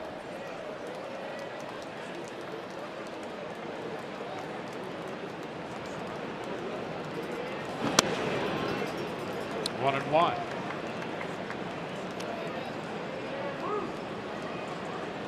Ramos got the mid down there just in time.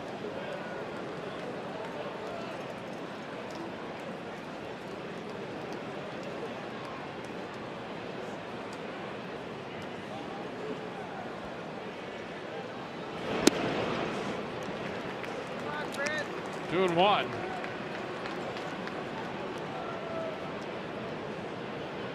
Phil Cuzzi's made you throw a strike tonight.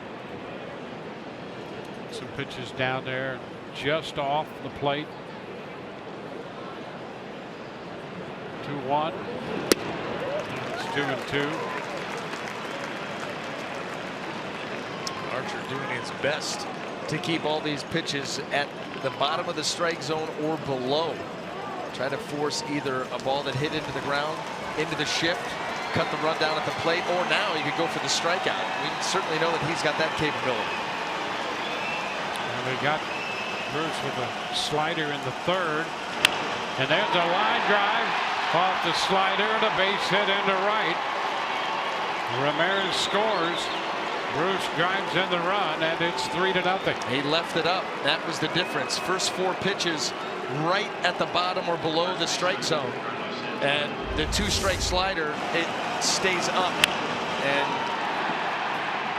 Jay Bruce just lifts it over the head of the infielders and into right field.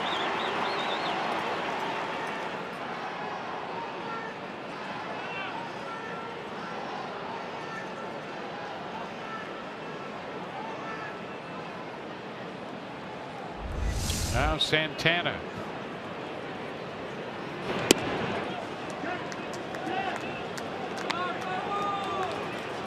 That's a strike. Santana has struck out and fly ball to center. Indians with a run in the first, a run in the third, now a run in the sixth inning.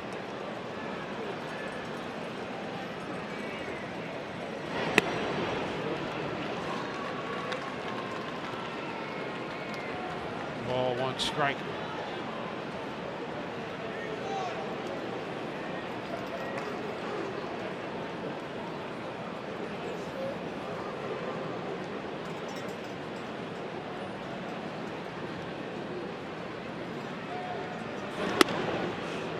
Too high. 2-1. Archer one out into the sixth inning at 107 pitches.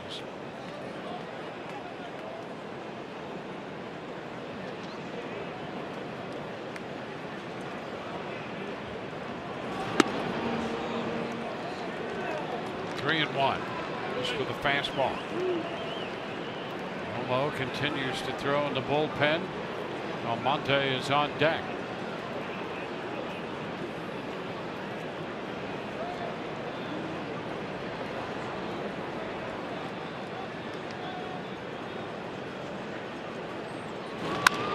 Ball foul, that makes it full.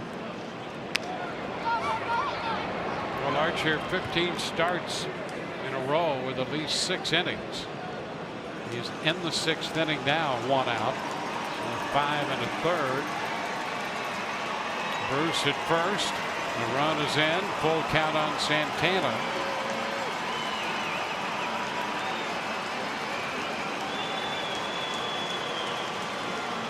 Three-2. Pops it foul. Back and out of play it goes.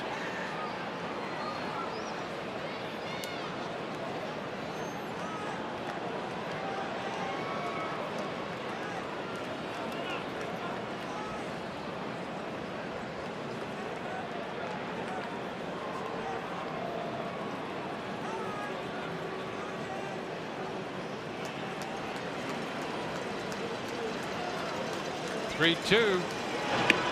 And he walks him. And that pushes Bruce up to second. Santana takes over at first.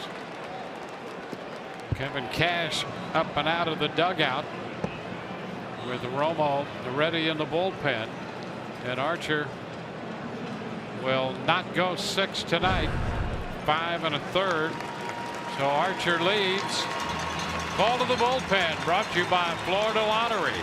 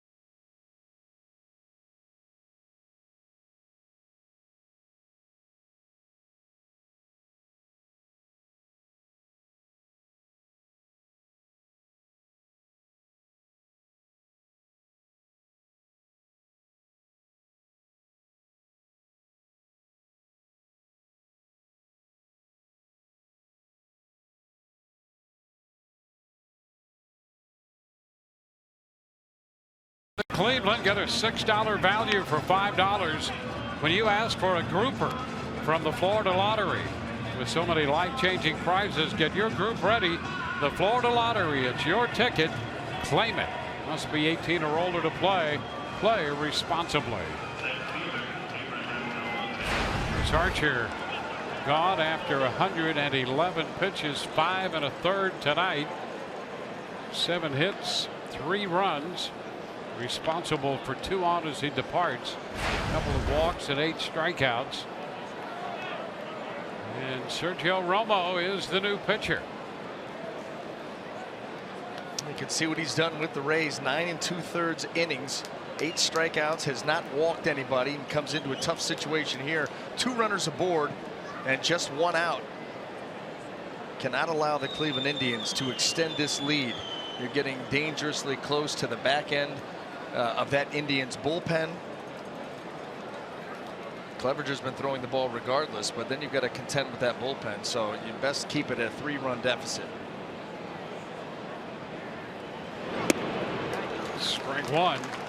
Well, the 111 pitches for Archer, the most he's thrown since the 4th of July. And a win over the Cubs, he made 116 in that one.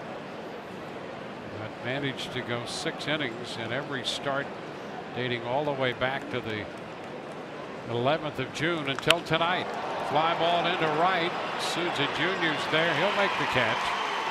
2 gone, and the runners remain at first and second.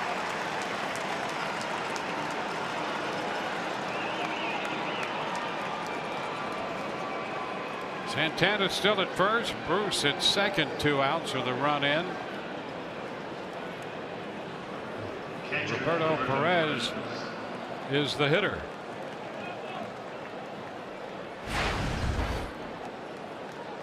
Couple of strikeouts tonight for Perez against Archer on a 98-mile-per-hour fastball, then a slider the last time.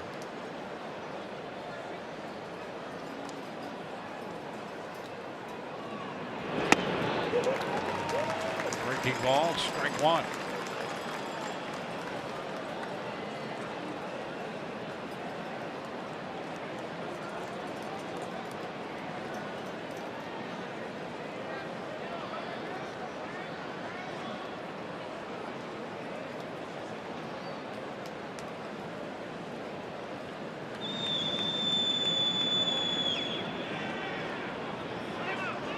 Time granted by Phil Cuzzy just as Romo is set to make the delivery.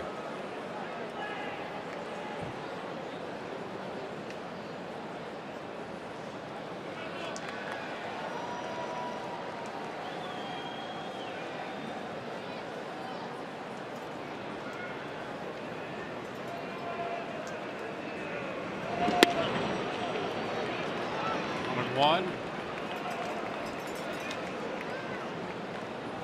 Last worked in the Wednesday game against the Red Sox.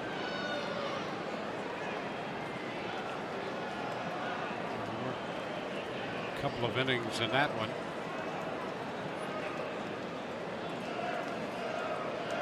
Facing its second hitter of the inning here tonight in the 6th.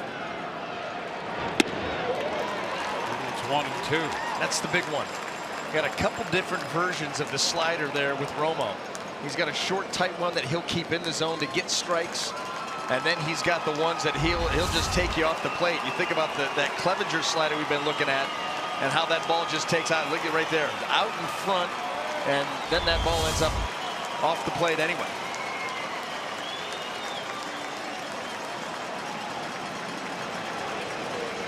The 1-2 pitch, and he strikes him out looking. Started right at him. And it breaks over to Perez, caught looking. 1 run, 2 hits, 2 left. It's 3-0 as we go to the bottom of the 6th. Cleveland.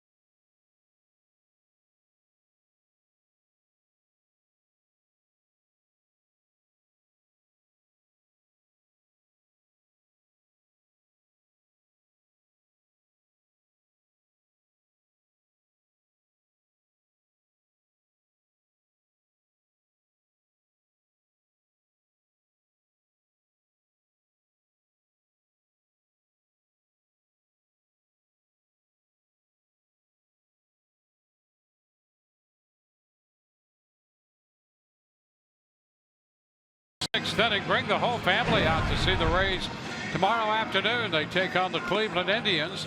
Rays will have Family Fun Day presented by Tampa General Hospital with face painting, balloon animals, and plenty of other fun.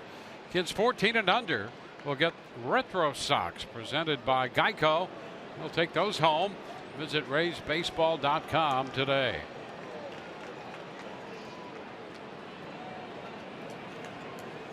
Mike Clevenger has given the Rays no runs, 4 hits, and a walk, while striking out 7.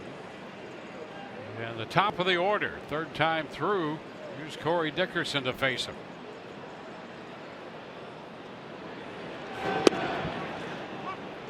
Which is a strike. Dickerson due up, and then Souza Jr. due to hit.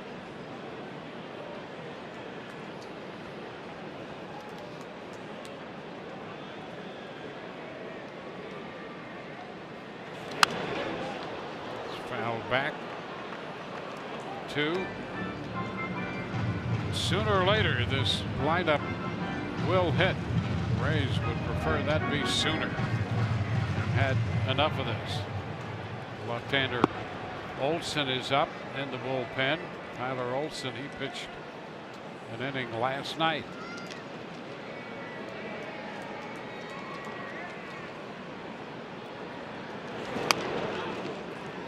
Wide, 1-2. Let's see here. That fastball 0-2 well off the plate. And this would be the time, if you're going to ever backdoor that slider and try to catch a lefty, this would be the time to do it. See if they're going to look like they're maybe going up here. Too high. You know, his slider's been good enough. You just wonder if he's comfortable with it, backdooring it to the lefties. Because, you know, you get them looking at that fastball off the plate away, they give up on it, it's a ball, and then all of a sudden you throw that backdoor slider in the same slot. They give up on that, and all of a sudden you catch the outside corner. That's a great follow-up pitch, but just might not be comfortable using it. And the fastball fouled away. Still 2-2. Minnesota leading the Tigers in the top of the 5th in Detroit. That's 8-6. Boston beat New York 10-5. That's the final there.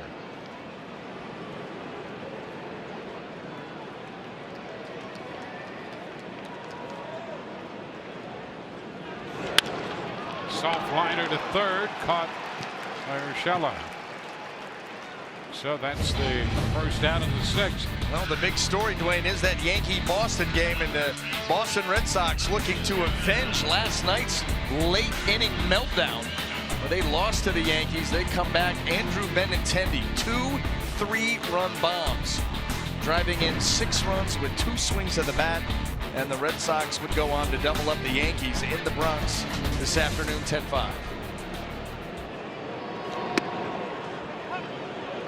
Duda takes the pitch for a strike. Well, at the moment, 4.5. Boston over New York. The Rays 7.5 back. Blue Jays won their game. Toronto beat Pittsburgh 7-2.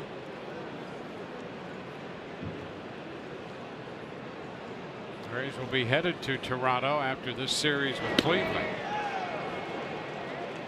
Duda tried to check, could not. He was behind in the count, 1-2. Boy, off speed, change up below the zone, and a little bit too far there for Lucas.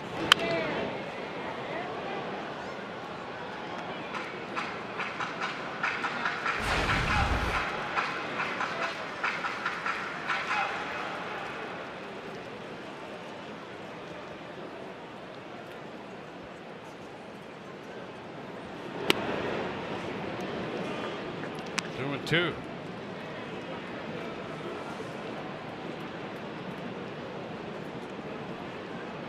Souza Jr. on deck.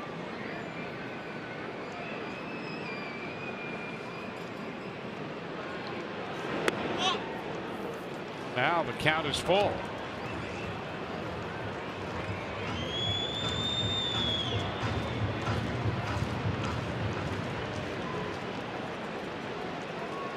Count has been good for Clevenger. And he comes back and strikes out Duda. Boy, he kept tempting. You know, he got to 2 strikes on that pitch and then kept tempting it with it. Duda able to hold up, and then eventually gives in. And can't get there.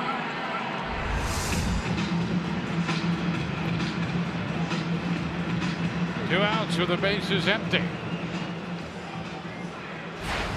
Steven Souza Jr.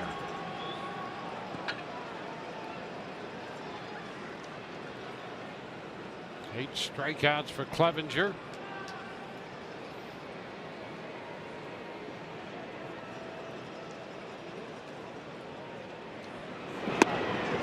And the first pitch strike to Souza.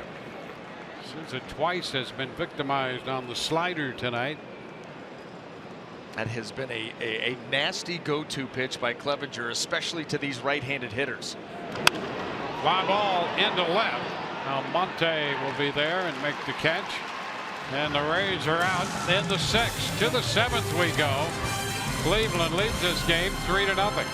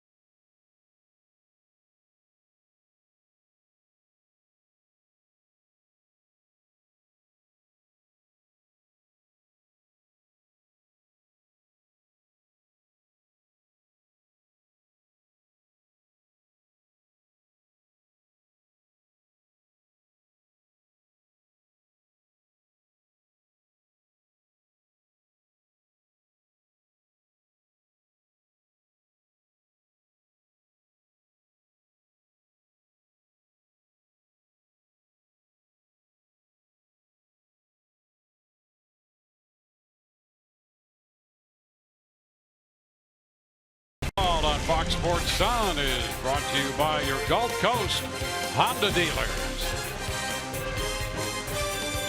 Not a better place to be here in Tampa Bay.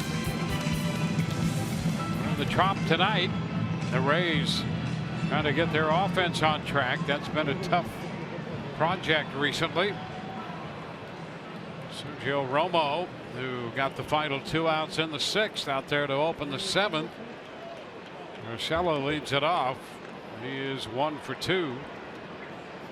Lined one right back to the mound off the glove of Chris Archer his last time. It was for a base hit in the 5th inning. First pitch is a strike. Lindor will follow, and then Zimmer.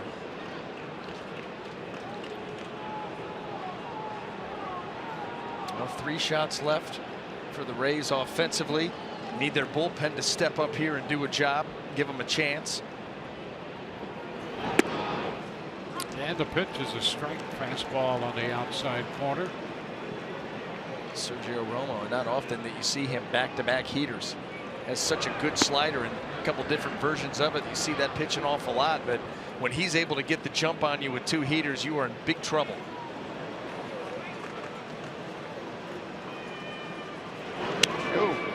This one just kept going and going and going some more. That's a version we have not seen a whole lot of. That's the Snapdragon, the 5-foot break right to left.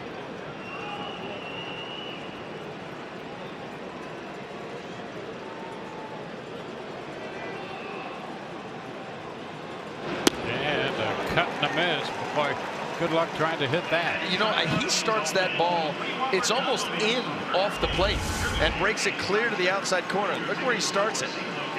And you can see Urshela really open up that hip as that ball, he sees it out of the hand close to him. And all of a sudden you start to leak down that third base line, and now all of a sudden the ball takes a left turn and you just run out of bat.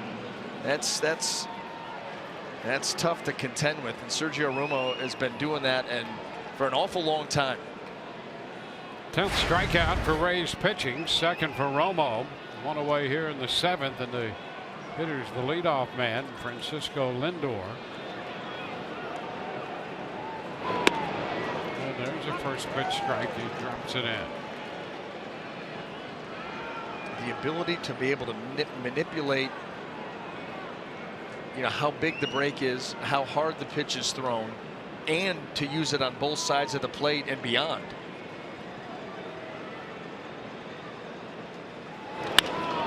Fly ball into right field. Souza Jr. back, makes a leaping grab of that one, and then makes contact with the wall. Off speed, and Lindor hit it a long way. Souza with perfect timing out there made the catch. That's out number 2. Nicely done. Our Bonefish Grill catch of the game. Got a great jump, eyes on the baseball, leap, catch, and wall. And down he goes. Souza Jr. doing everything that he can to keep the Indians at 3 runs, and he makes a nice catch and able to hold on to that baseball. Just the right amount of hang time out there in right field. Smile from Sergio Romo.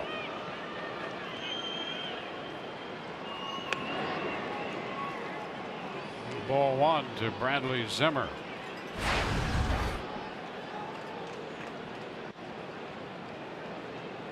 Zimmer a couple strikeouts with a ground ball to first sandwiched in between.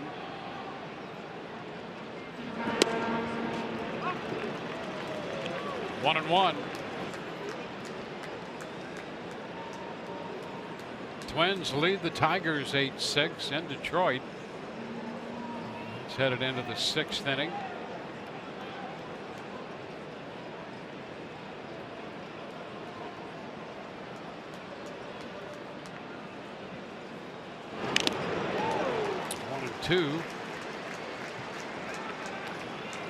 Minnesota starting the day up in that wild card spot, holding the 2nd wild card spot, a half game up on the Angels, the Mariners, and the Rays.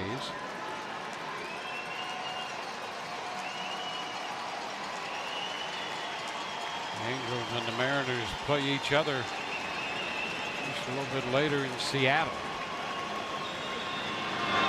Way wide and to the backstop. 2-2.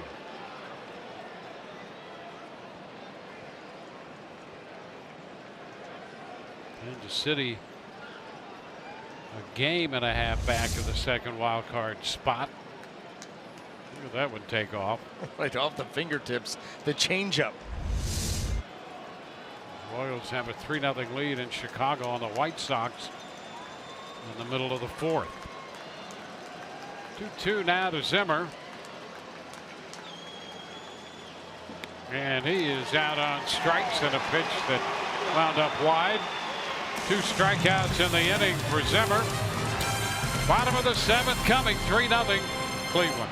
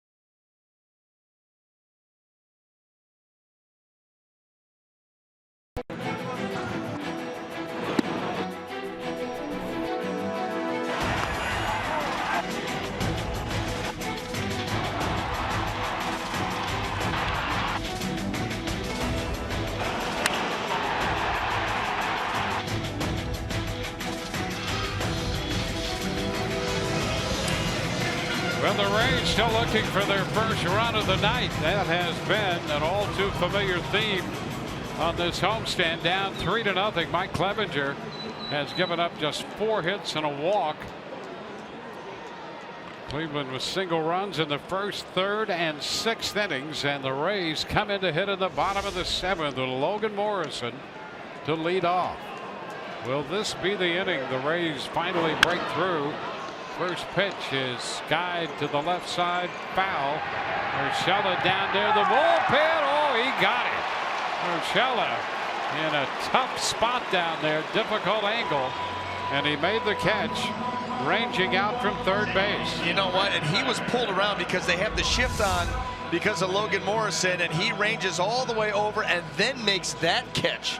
The backhand reach, and look how far he's got to go. Playing shortstop, basically. Shortstop pulled in a little bit, and now he curls down, bodies scattering around as the bullpen was getting warmed up, and Mike Clevenger applauding the effort and the execution of his third baseman.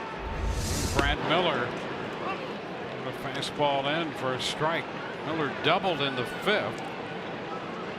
One of 4 hits the Rays have.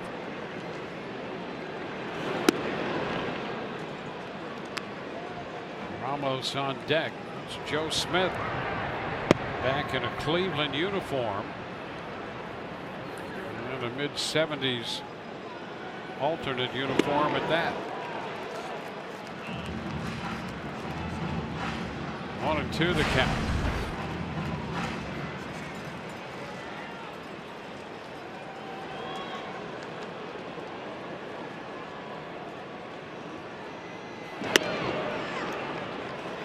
Two.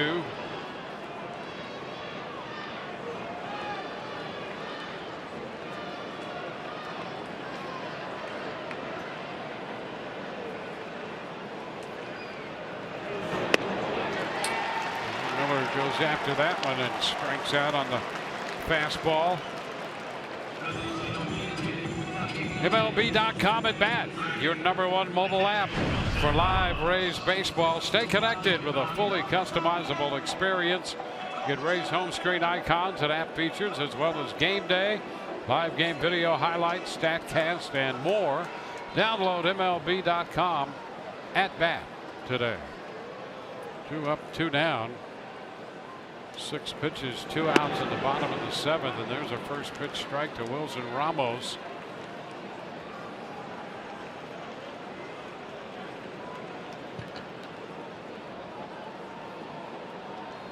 Big night for Mike Clevenger, the 26-year-old right-hander. It's wide, 1-1. 9 strikeouts for Clevenger. He struck out the side back in the 2nd inning after giving up a leadoff hit to Morrison. Hasn't given up much tonight. He's got a leadoff base hit in the 1st from Dickerson. He raced on a double play. Morrison had a base hit to open the 2nd. Another double to open the 5th. Caught stealing. Trying to steal 3rd. And then Alex Smith reached. It turned out to be an infield hit. There's a wave and a miss. And it's 2-2. And that's been it in the hit department. And just 1 walk. That was to Plouffe. So not much cooking tonight for the Rays lineup so far. Chop to short. Lindor makes the throw. 3 up, 3 down. Go the Rays. 7 in a row retired by Clevenger. 3-0 Cleveland.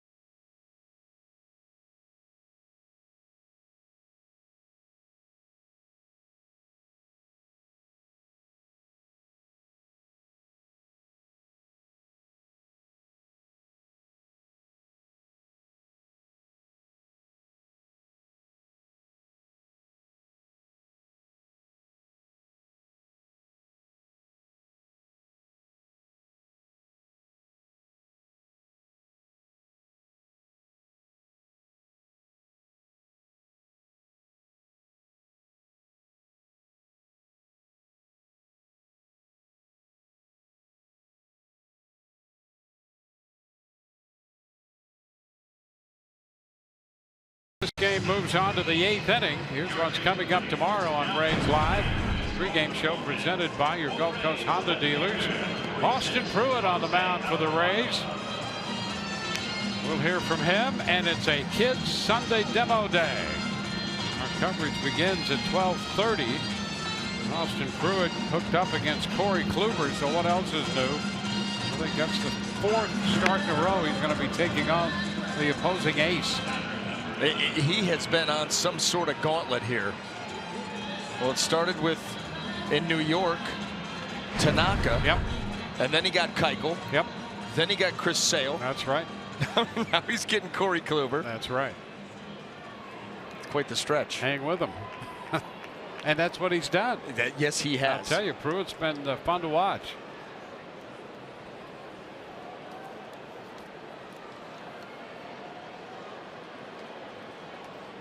New pitcher is Hosea Alvarado, and he will face Jose Ramirez.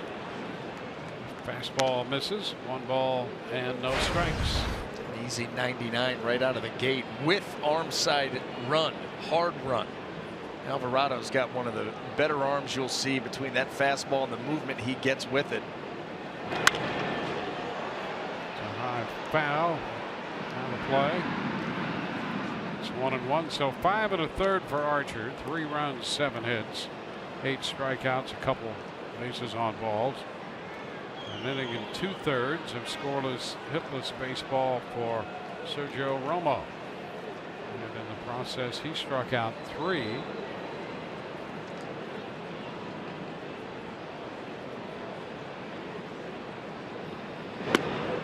And Ramirez takes the ball popping away from Ramos.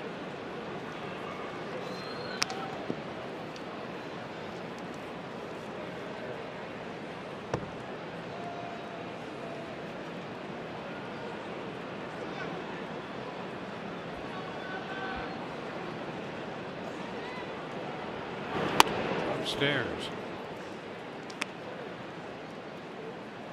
Alvarado pitched an inning last night, gave up a hit and picked up 2 strikeouts in the process.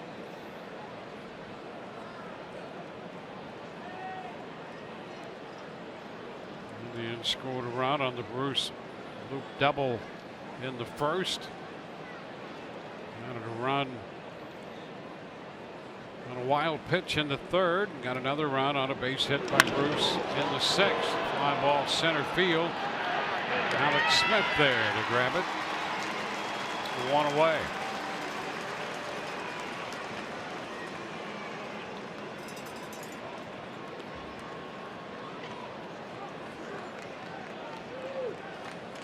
Number 10, Edwin Encarnacion. Here's Edwin Encarnacion.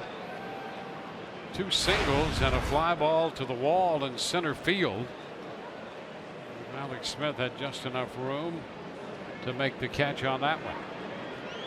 Yeah, his bat's starting to get productive here for Cleveland, and that's really what they need this offense. When you think about Encarnacion, bringing him on to beef up the middle of the lineup, the trade for Jay Bruce to add the left-handed complement, and a good night here tonight.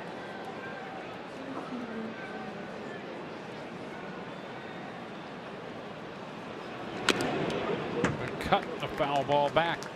2.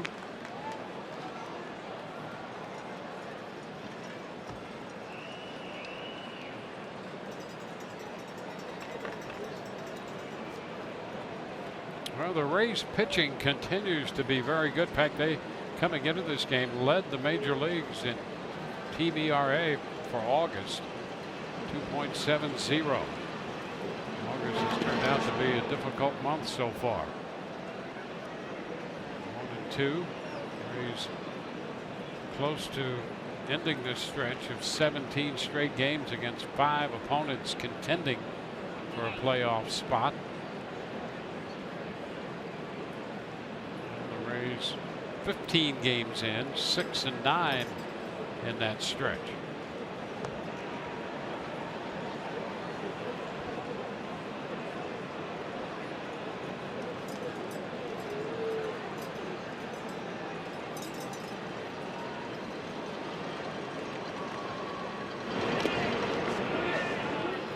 2-2. Rays during that stretch opened it by dropping 3 out of 4 to the Yankees in New York, and except for that little ground ball that would have been the final out, they easily could have split that series and go 2-2, but they lost 3 of 4, then won 3 of 4 in Houston.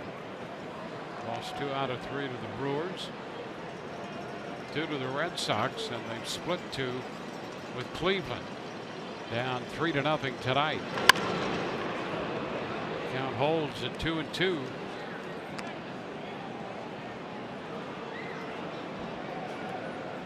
the competition has been tough,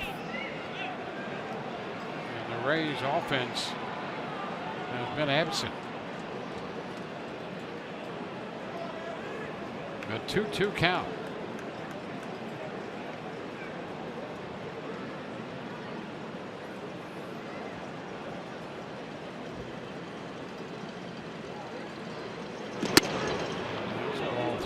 Three and 2. Just to give you an idea how difficult this has been.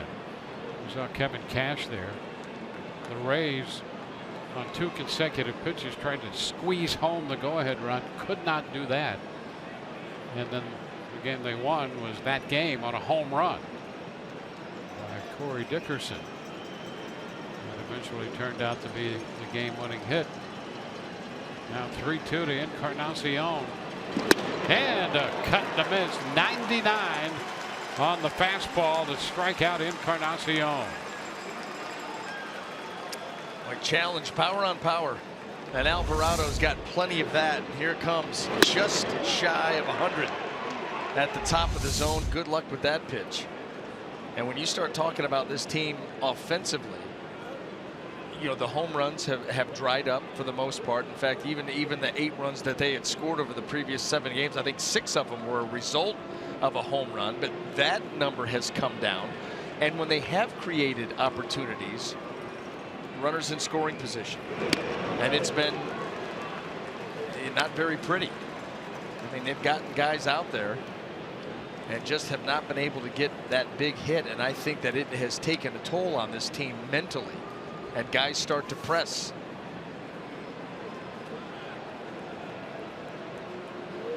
Yeah, you try not to, but it's human nature. Well, everybody wants to be that guy, and you should. I mean, that's you want to be part of the solution, not part of the problem. And all of a sudden, maybe you find yourself out there trying to be a little bit too aggressive, a little bit too passive, maybe. Well, since the All-Star break, the Rays are last in the league in runs scored.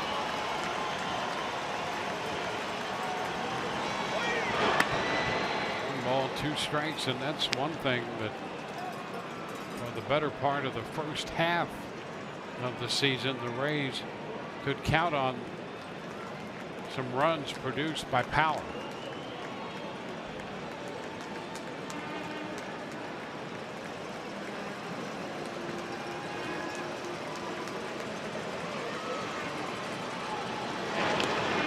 It's 2-2.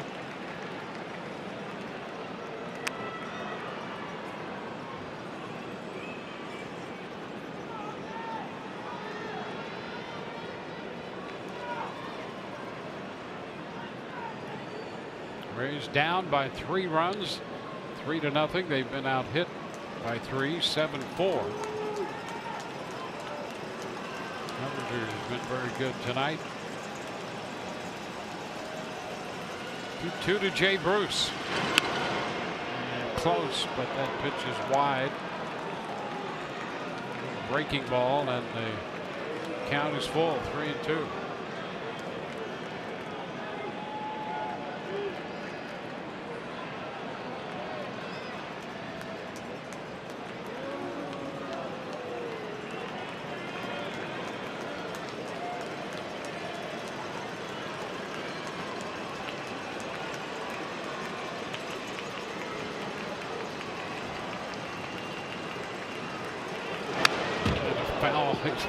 Reared back with that fastball at 99.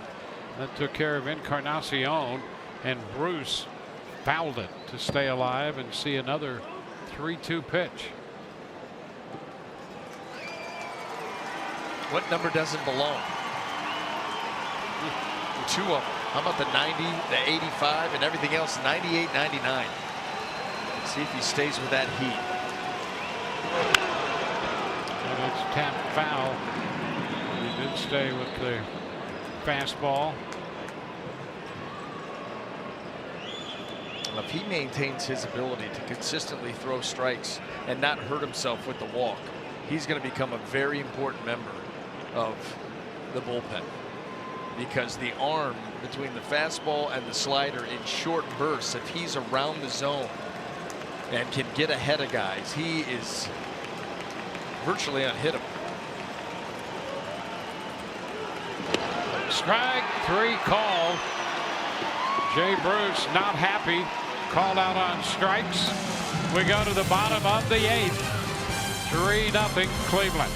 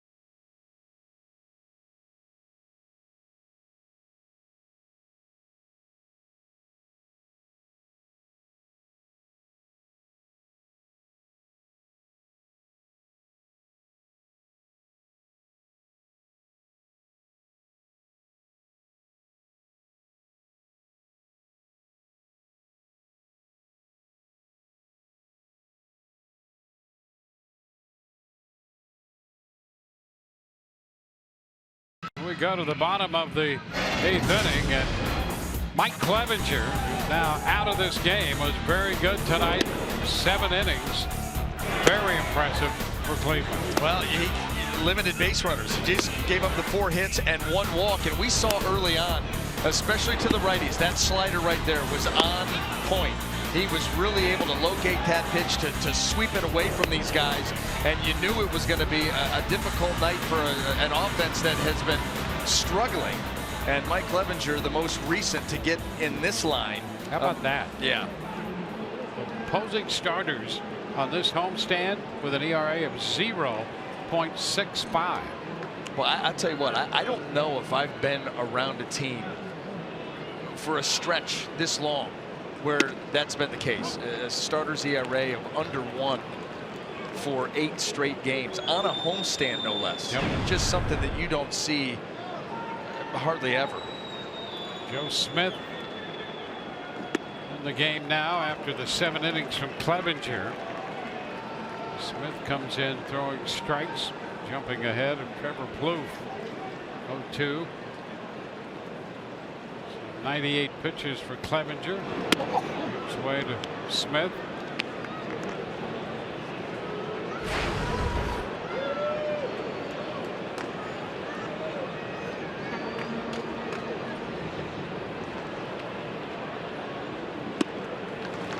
Plouffe reaching for that one, strikes out.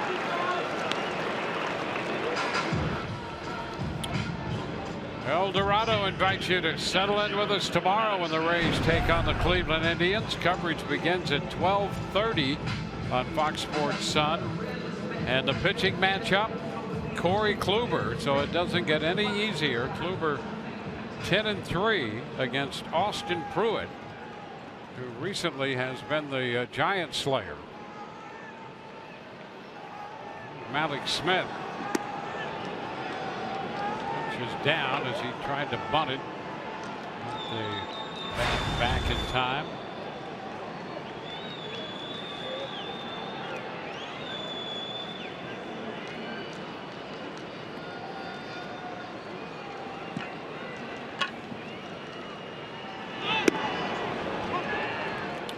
One.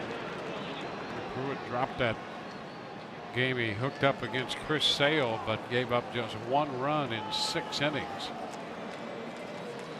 Coming off the win over Keuchel. Tanaka, the matchup before that. The bunt foul. 1-2.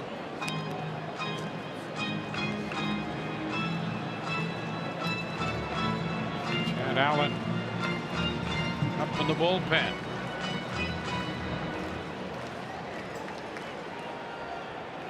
Sushak up for the Rays.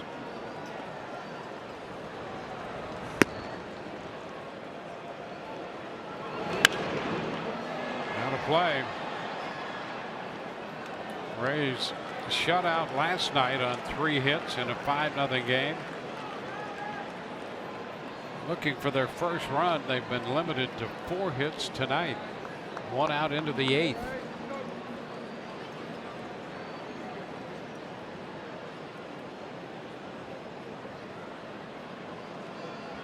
And that takes care of Malik Smith. Back-to-back strikeouts of Floop and Smith. Yeah, Dwayne, it looked like Malik Smith there was sitting off speed almost. You start to think about that sweeping slider of Joe Smith, and here he comes with the fastball, and you see how late the swing was, and he's trying to reach for it.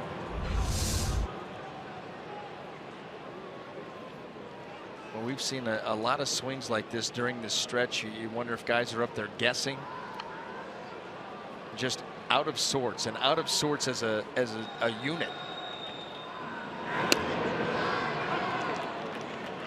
Strike 1 to Echeverria.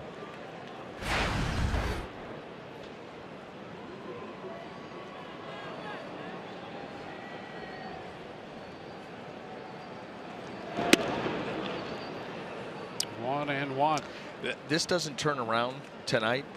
Maybe you just take everybody in the lineup, just take a bat and head out to the parking lot, bonfire, just bonfire, just as a collective unit. Yep.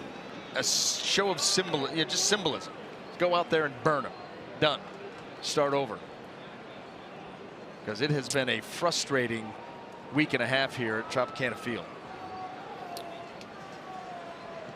It has been that for sure. Rays last night shut out. There's a ground ball grabbed by Lindor, and the throw to first in time. 1-2-3 go the Rays in the bottom of the 8th.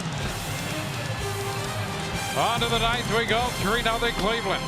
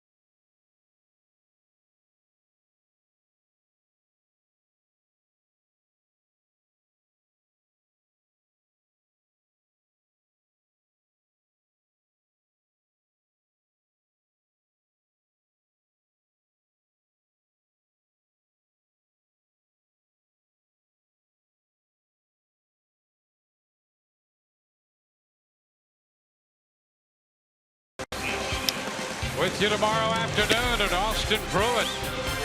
Rays rookie right-hander, last couple of starts, 1-1 with a 0.73 earned run average. Hooks up against Corey Kluber. And our coverage begins at 12:30 tomorrow. Kluber, Kadari, and there's some great pitchers, and we've seen them recently. I'm not sure that, I don't know if he's the best, but I'm not sure there's any better than he is. No, and you know what? You're right. As good as Chris Sale has been this season, there are a lot of people that would line up to take Corey Kluber over him, especially the way that he's throwing the ball right now. You're not going to go wrong either way, but that's how good and dominant he's been. Steve Cishek will be the new pitcher here in the 9th inning, so he's on to try to hold the Indians and give the Rays a final shot. You know, the Rays came into this game being shut out in 4 of their last 7 games on this homestand. And it's the first time that's happened since July of their inaugural season in 1998. And they've been with no runs and 4 hits tonight. Santana fouls it back. The fewest runs the Rays have ever scored over any 8-game span is 9. Well, it's been a tough go here. They've scored 8 in this 7-game span in which they've been shut out 4 times. 0-2 now on Santana.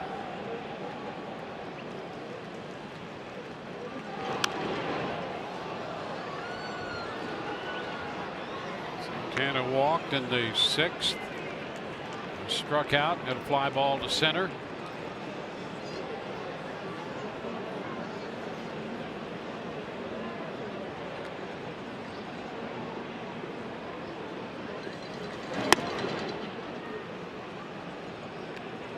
Now a ball, 2 strikes.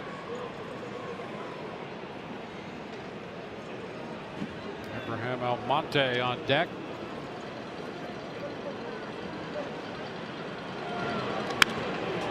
And it's popped up. Echeverria, right side of the infield, makes the catch. And that's the first out in the 9th. Well, Cishek's job to hold the Indians and see if the top of the order for the Rays and the bottom of the 9th can create some noise. Dickerson, Duda, and Souza Jr. due up.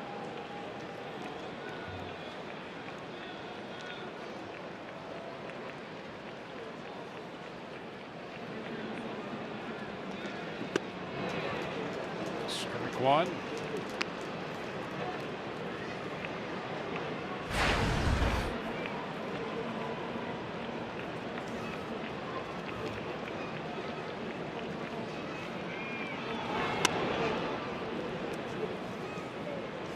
One and one.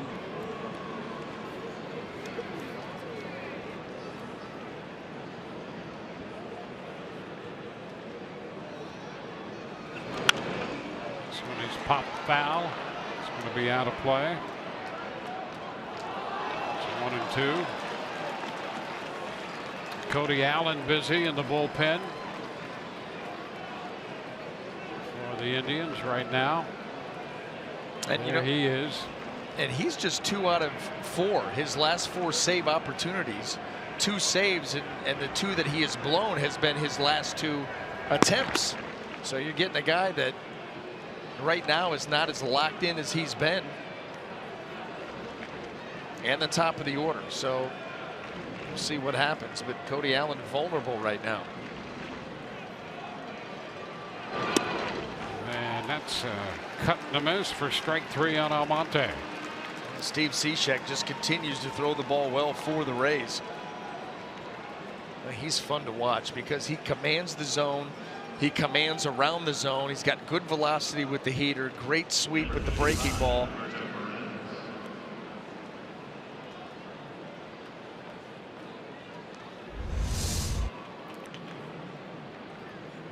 Now Roberto Perez. It's high, 1-0.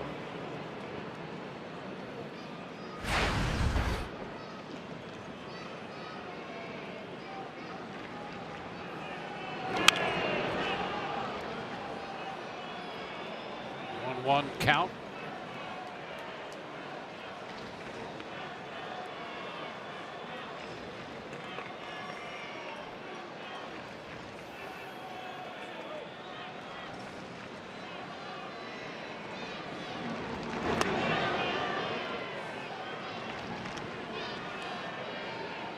Three 7-0 for Cleveland. They've left 5. The Rays have been shut out through 8. Now 3-1 to count.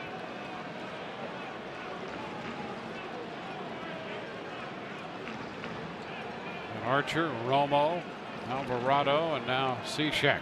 And he gives up a walk.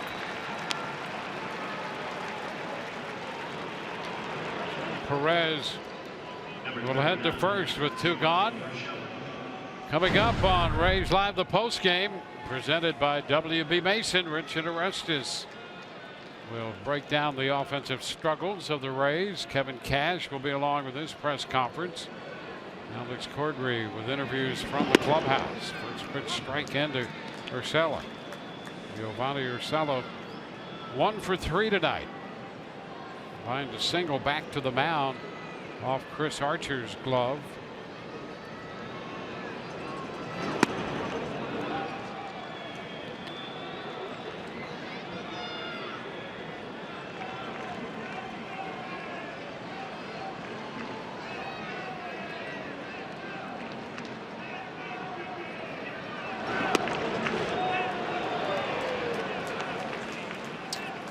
One and 2 the count. Back a guy right off the plate and get a strike. That's what that breaking ball will do.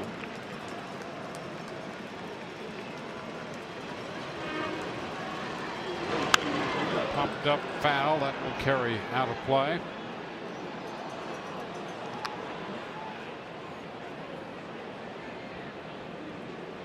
Archer worked 5 1/3, gave up 3. Romo an inning and 2/3. Alvarado an inning. Cishek 2/3 of an inning so far. This one fouled as Urshela reaching out across the plate to foul that one away. Trying to battle and trying to hang in there, put a ball in play. Maybe you find some open areas to drop it into.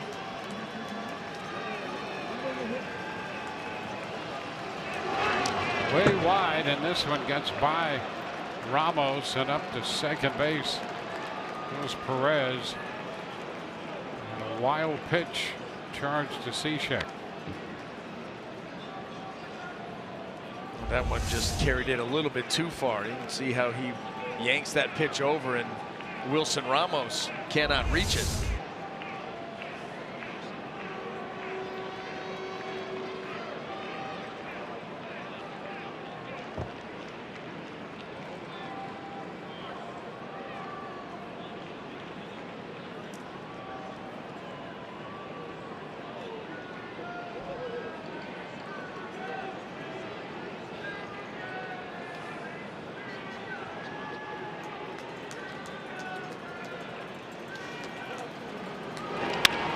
Tapper towards short.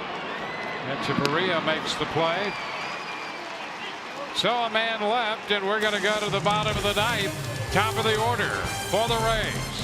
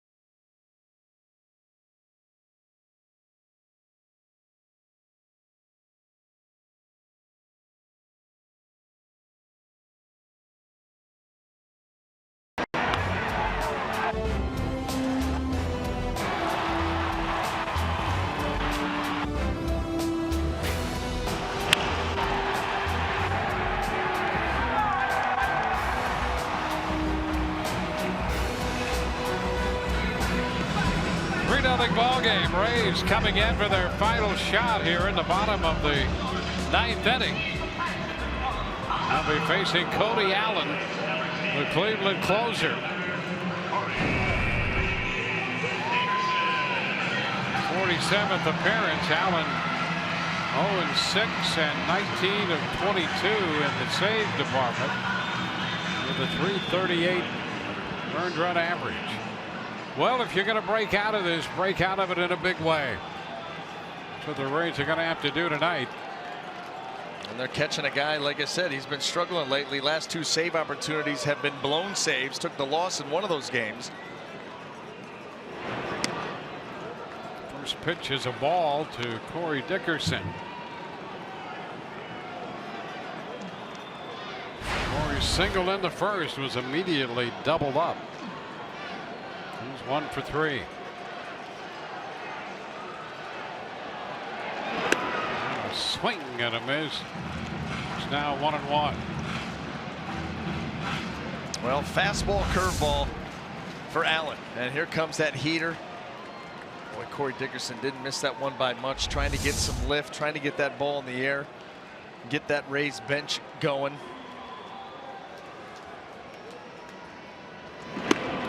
Cut and a miss. Missed the fastball. Almost the same pitch in the same spot with the same swing. Here it is, another heater, middle in.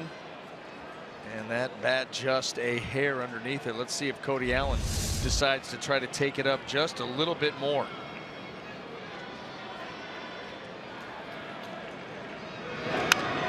And a foul ball again, the fastball. You know, that's fine, but I would want to come up just a little bit more. I think if he stays there, Corey Dickerson's got a chance to get into one. Can always try to drop that curveball too below the zone at any time, but I think they're going to stay heat. And a cut and a miss. He went up a little tighter. That's the thing. That's the thing, and he did get the pitch to the right spot. You got a hitter up there battling, going after that fastball, but you better get it up a little higher than you previously had thrown it, and he did. It's a dozen strikeouts for Cleveland pitching.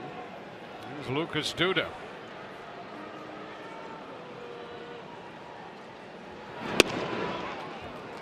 And that's a strike. More heat. He's not afraid to challenge you, and it's not like it's coming out 97, 99. He's been 93, 94. Very good hook off of it, though. Speaking of, down 1-1. You know, he does a nice job too of when the hand comes out of the glove, it stays right behind his body. You know, he doesn't have a big long arm swing where you can follow it as a hitter. That ball comes out, stays behind his body, and then here all of a sudden it comes.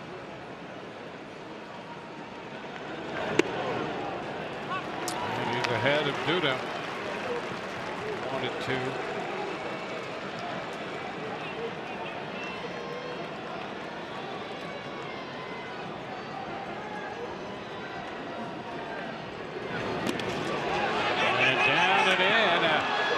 Gets away from Perez, but the throw down to first is in time. He just came right back with that knuckle curve, and they throw out Duda. It's Perez to Santana. Yeah, this delivery drifted a little bit on Allen, down and in. See how close. Well, it actually caught the outside of Duda's left foot on the swing. And a nice throw there by Perez to the outside of the bag to get him.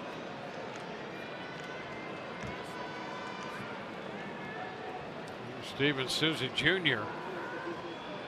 down to their final out. And the fastball is in for a strike.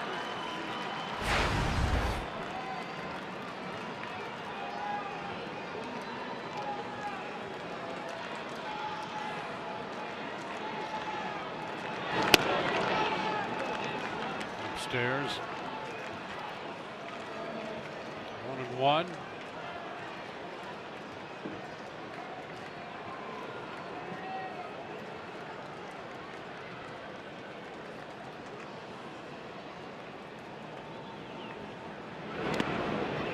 is down 2-1.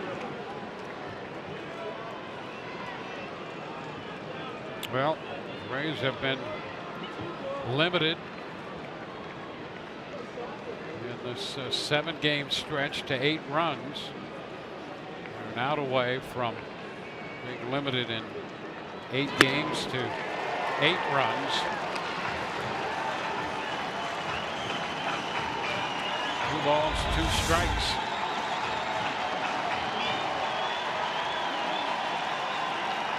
Now strike away. 2-2 count. This ball just a little high, and it's 3-2.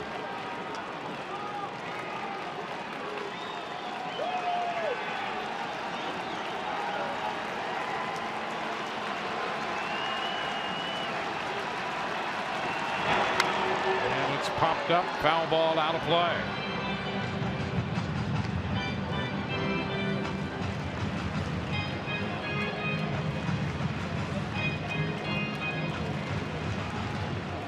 Limited to 9 runs over an 8-game span in July of 1998. They don't score another one, it'll be 8 games and 8 runs. And there's a high fly ball to right. Bruce camped under it, and the Rays have been shut out for the 2nd straight night. It's a 3-0 final here, and the Rays dropped to the 500 mark, 5th time in 8 games that the Rays have been shut out on this homestand. Clevenger the winner, Archer the losing pitcher. For Brian Anderson and Alex Cordry, Dwayne Stats. Hope you've enjoyed the telecast. If not, the outcome. Rays live the post game presented by W.B. Mason comes your way next.